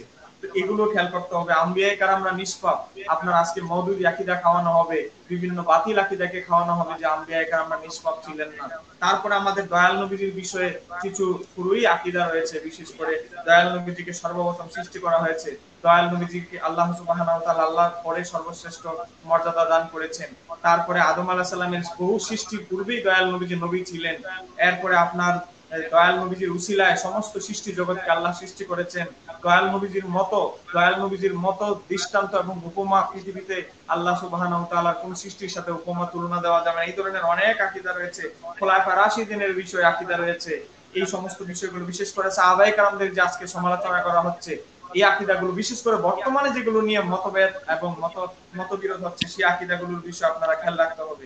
আচ্ছা, যাই হোক, আমাকে বিজ্ঞ সঞ্চালক মহোদয় যে কথাটি বলেছেন, ইতিপূর্বে আমি আসলে একটু ইশারা দিয়েছিলাম, আলোচনা করেছিলাম যে আহলে সুন্নাত ওয়াল জামাত এবং আহলে সুন্নাত ওয়াল জামাতের যে চার মাযহাব, আপনারা জানেন পৃথিবীতে বহু স্কলার গত হয়ে গিয়েছেন। চার মাযহাব ছাড়াও আরো অনেক মাযহাবের ইমামরা পৃথিবীতে ছিলেন।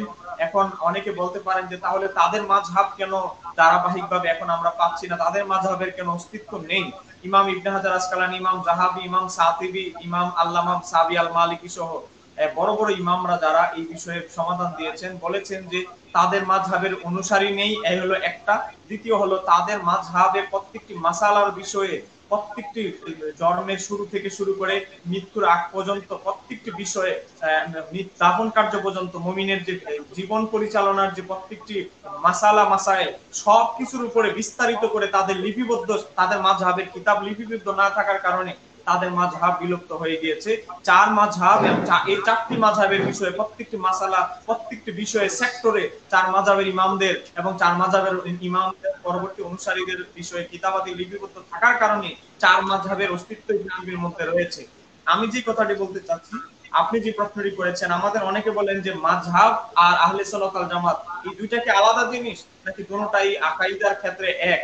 আমি প্রথমেই এক লাইনে আমি উত্তর দেব যে এই যে চার মাযহাবই আহলে সুন্নাত ওয়াল জামাতের অন্তর্ভুক্ত। শুধু চার মাযহাব নয়, এই চার মাযহাবে ইমাম আবু হানিফার যুগেও আমি বলতে চেয়েছিলাম আমরা যে মাযহাব ফলো করছি এটা কি আহলে সুন্নাত ওয়াল জামাতের অংশ কিনা? না, দেখেন আহলে সুন্নাত ওয়াল জামাতের আকাইদের একটি সেক্টর, এটার সাথে তো এই প্রশ্নের কোনো মিল নেই হযরত। আমি যেটা বলতে চাচ্ছি যে আমি যদি না করেন আমি বলতে দেখেন, যেটা আহলে সুন্নাত ওয়াল জামাত এটা হলো আকীদা, আর মাযহাব হলো আমাল। এই আকীদা হলো আগে আর আমল হলো আকীদার পরে। এটা আহলে সুন্নাত ওয়াল জামাত এবং মাযহাব এটা সাংঘর্ষিক না। দুইটা ভিন্ন জিনিস। একটা জিনিস, একটা হলো এতেকাদি, একটা হলো আমালি। মাযহাব হলো আমালি আর আহলে সুন্নাত ওয়াল জামাত হলো এতেকাদি।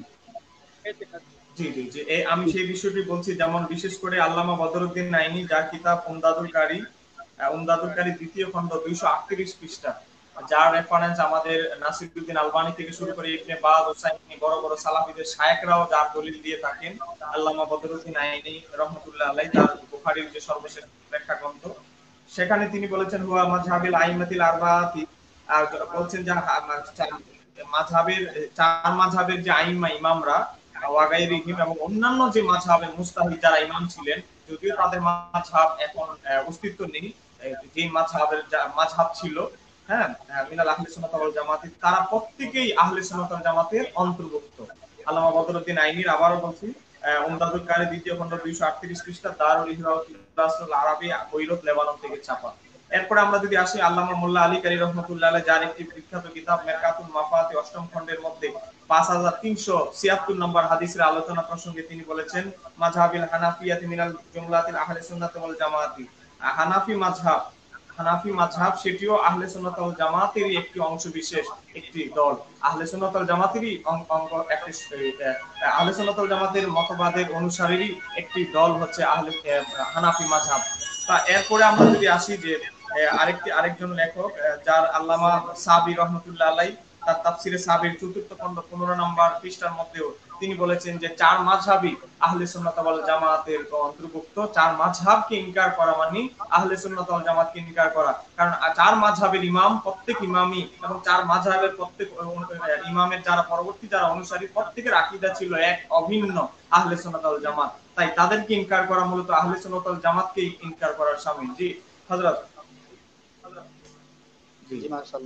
আমি যেই কথাটি আমি সর্বশেষ আমি 1 মিনিটে যুবকদের উদ্দেশ্যে আমি 1 মিনিটে বলবো, আর সেটি হচ্ছে আমাদের শ্রদ্ধেয় শাহজাদা কবির ভাই যে আলোচনা করেছেন যে আমরা যাতে আহলে সুন্নাত ওয়াল জামাতের আকীদার নাম শুনলেই আমরা যাতে আসলে একটু যাচাই বাছাই যাতে যেন করি, আকাইদের পূর্বসূরি ইমামরা যারা আকাইদের উপরে জ্ঞান পাণ্ডিত্য অর্জন করেছেন, তারা আসলে এটার বিষয়ে কি বলেছেন, এই আকীদার বিষয়ে কি বলেছেন, আমরা যাতে একটু বিবেচনা করি। যুবকদেরকে বলবো যে আজকে ডক্টরেট ডিগ্রি পেলেই মনে করো না যে আসলে তার আকীদাই সত্য, সে আকীদাটাই আহলে সুন্নাত ওয়াল জামাতের। এটার জন্য আমি অন্তত গবেষণা করার জন্য বলবো, একটু অন্তত পরামর্শের জন্য বলবো। আমরা যে কোনো মুহূর্তে, যে কোনো পরিস্থিতিতে আমরা আহলে সুন্নাত ওয়াল জামাতের সঠিক আকীদা মতাদর্শ আপনাদের কাছে পৌঁছে দিতে আমরা সব সময় আছি। তারপরেও আপনারা একটু চিন্তা করুন, বিবেককে একটু নাড়া দিন, যে কোনো বাতিল আকীদা শুনলেই সেটাকে সঠিক আকীদা মনে করার কোনো সুযোগ নেই। যে বিজ্ঞ সঞ্চালক মহোদয় আপনি জি বলছিলেন। মাশাআল্লাহ, আলহামদুলিল্লাহ, অত্যন্ত মোবারকবাদ জানাচ্ছি বিজ্ঞ আলোচক মহোদয় আপনাদেরকে। আপনারা নিজেদের অনেক, বিশেষ করে আমাদের শহীদুল্লাহ বাহাদুর সাহেব, তিনি সবসময় ব্যস্ততার মধ্যে রয়েছেন। এটা মূলত তার ব্যক্তিগত নয়, এটা সুন্নিয়তের সাথে রয়েছেন আলহামদুলিল্লাহ। তারপরেও অনেক ব্যস্ততার মধ্যেও তিনি আমাদেরকে, আমাদের দর্শকদেরকে আজকে গুরুত্বপূর্ণ কিছু বিষয়ে আলোচনা করার জন্য সময় দিয়েছেন। আমরা শুকরিয়া জানাচ্ছি। আসলে এই বিষয়গুলি আমাদের জাতির জানার খুবই প্রয়োজন ছিল, কারণ আজকে সবাই নিজেদেরকে আহলে সুন্নাত ওয়াল জামাত দাবি করে একটা ঘোলাটে পরিস্থিতি যখন সৃষ্টি করে ফেলছে, তো এই বিষয়গুলি আজকে যেগুলি উঠে এসেছে আলোচকদের মুখ থেকে, এগুলি জানাটা প্রত্যেকেই আমি মনে করি যে খুবই জরুরি বিষয় ছিল। তো আমরা আলহামদুলিল্লাহ আপনাদের সৎকায়, আপনাদের খেদমতে উসিলে আমরা জানতে পারলাম, আলহামদুলিল্লাহ। তো আমরা অনুষ্ঠান একবারে শেষেই পর্যায়ে চলে এসেছি। আপনাদের আজকে আমরা যারা অনুষ্ঠানের শেষের দিকে জয়েন করেছি, আপনাদের কাছে আমার বিশেষ অনুরোধ থাকবে, আমাদের বিজ্ঞ আলোচক কিন্তু তারা প্রত্যেকেই খুবই তালিলিক এবং যথেষ্ট এবং যুক্তিযুক্ত আলোচনা করেছেন। সময় হলে আবার কপি থেকে রিভিউ করে আলোচনা করে শুনে দিবেন এবং শেয়ার করবেন, সবাইকে শোনার মতো সুযোগ করে দিবেন। তো বিদায় লগ্নে আমি আপনাদের কাছে বিশেষ আর্জি পেশ করব যে আপনারা আহলে সুন্নাত ওয়াল জামাত এই নাজাতপ্রাপ্ত দলের আমাদের শহীদুল্লাহ বাহাদুর মহোদয় যেটা বললেন যে শুধুমাত্র আকীদার কথা শুনেই বিশ্বাস করা যাবে না, এটা দেখতে হবে যে আমাদের বিজ্ঞ যে আকায়েদের ইমামগণ ছিলেন ইতিহাসের পূর্বে, তাদের আমাদের সর্বসম্মত যে আকায়েদের ইমাম, তাদের কিতাবের মধ্যে আকীদা বিশ্বাসের কথাগুলি লেখা রয়েছে কিনা। যিনি আমাদের উপমা দিলেন যে ডক্টরেট ডিগ্রি দেখলে আসলে আমাদের আকীদা বলে বিশ্বাস করে মেনে নেওয়া যাবে না, এতে করে ঈমান হারানোর আশঙ্কা রয়েছে। তা আমাদেরকে সেই দিকটাতে খেয়াল রাখতে হবে। বিদায় লগ্নে আমি সংক্ষিপ্ত একটা শর্ট মোনাজাত করার জন্য আমাদের শাহজাদা মাওলানা গোলাম কবির সাহেবের কাছে আমরা বিনোদন। শহীদুল্লাহ হুজুর করবেন। শহীদুল্লাহ না ভাইজান, আমার মেরুদণ্ডের পিন, ব্যাক পিন আছে, ব্যথা। আপনি ব্যথা নিয়ে আমি বসে আছি, আপনি আমার জন্য দোয়া করবেন মাযহাব মিলাতের জন্য, যাতে একটু খেদমত করতে পারি। আপনি শাহজাদা মানুষ, আপনি আমাদের জন্য খাস করে দোয়া করবেন। জি। আলহামদুলিল্লাহি রাব্বিল আলামিন ওয়া সসালাতু ওয়াসসালামু আলা আশরাফিল আমবিয়াই ওয়াল মুরসালিন ওয়া আলা আলিহি ওয়া সাহবিহি ওয়া বারিক ওয়াসাল্লাম। ربنا آتنا في الدنيا حسنة وفي الآخرة حسنة وقنا عذاب النار. ربنا لا تزغ قلوبنا بعد إذ هديتنا وهب لنا من لدنك إنك أنت الوهاب. মাওলাই করিম, আজকে আমাদের সম্মানিত উপস্থাপক মুফতি হাফেজ মৌলানা আল আমিন সাহেব আজকে যে যুগ উপযোগী একটি আলোচনা জাতিকে সুসংবাদ দেওয়ার জন্য করেছেন, আল্লাহ এই খেদমতকে আপনার দরবারে কবুল করেন। আল্লাহ ওনার এই খেদমতের সাথে যারা শরীক হয়েছেন, বিশেষ করে ইসলামিক স্কলার, তারুণ্যের অহংকার আমার ভাই শহীদুল্লাহ বাহাদুর সাহেব সহ মৌলানা আরিফুল ইসলাম আসলাম সাহেব, আল্লামা ওলিউল্লাহ আশিকি সাহেব সহ আরো যারা আমাদের সঙ্গে উপস্থাপক ছিলেন, আল্লাহ সবারই খেদমতকে কবুল করেন।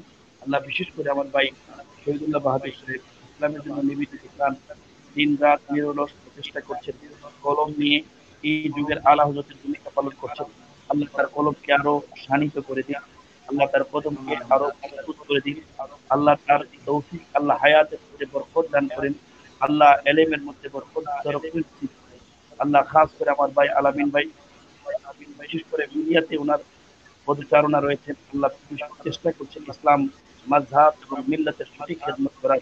আল্লাহ ওনাকে বিশিষ্ট মিডিয়া ব্যক্তিত্ব হিসাবে সারা বিশ্বে পরিচিতি লাভ করার মতো যোগ্যতা, আল্লাহ এরকম খেদমত আপনি তার থেকে গ্রহণ করেন মাওলা। আল্লাহ তাকে কামালিয়ত নসিব করেন, আল্লাহ জামালিয়ত করেন, আল্লাহ লেসানে হাসান নসিব করেন। আল্লাহ খাস করে মাওলা, আল্লাহ আজকে আমাদের যে সামান্য প্রয়াস আহলে সুন্নাত ওয়াল জামাত তথা আমার রাসূল পাকের জবান থেকে মুখ নিঃসৃত যে একমাত্র নাজাত প্রাপ্ত দল আহলে সুন্নাত ওয়াল জামাতের পরিচয় উপস্থাপন করার জন্য আল্লাহ আমরা যে চেষ্টাটুকু করেছি, আল্লাহ আমাদের এই চেষ্টাকে আপনার দরবারে, আপনার হাবিবের দরবারে কবুল করেন মাওলা। আল্লাহ আমার শরীফ নেওয়া সকল উলিয়া ইকরামের দরবারে কবুল করেন। আল্লাহ এই দেশ শাহজালাল শাহপুরানের দেশ, আল্লাহ এই শাহপুরানের দেশে আল্লাহ আউলিয়া ইকরামের আদর্শ বাস্তবায়ন করার তৌফিক দান করেন। আমার শহীদুল্লাহ বাহাদুর ভাই বলেছেন, আল্লাহ পরিপূর্ণ সুস্থতার সাথে আল্লাহ নেক হায়াত দান করেন, আল্লাহ ইলমে হিজরি নসিব করেন, আল্লাহ তার কলম বাতিলদের সকল দালালাতকে দফন করার তৌফিক দান করে দেন মাওলা। আল্লাহ আমার আলামিন ভাই উপস্থাপনা করেন, মিডিয়াতে খেদমত করেন, আল্লাহ এই খেদমতকে এত মজবুত করে দেন যেই খেদমতের কারণে বাতিলটা মিডিয়া থেকে পলায়ন করতে বাধ্য হয়। আল্লাহ এরকম শক্তিশালী জেহান দাওয়াত নসিব করেন। সাল্লাল্লাহু আলাইহি ওয়া আলা আলিহি ওয়া সাহবিহি আজমাইন ওয়া রাহমাতুল্লাহি বিরহমাতিহি ইয়া আরহামার রাহিমিন বিহাক্কি লা ইলাহা ইল্লাল্লাহু মুহাম্মাদুর রাসূলুল্লাহ। কবির ভাই, ছোট ভাই হিসাবে দোয়া চাই, দোয়া চাই আমার জন্য একটু ন্যাক দৃষ্টি রাখবেন, ফায়াজ বরকত আমাদের জন্য কিছু দিবেন। অবশ্যই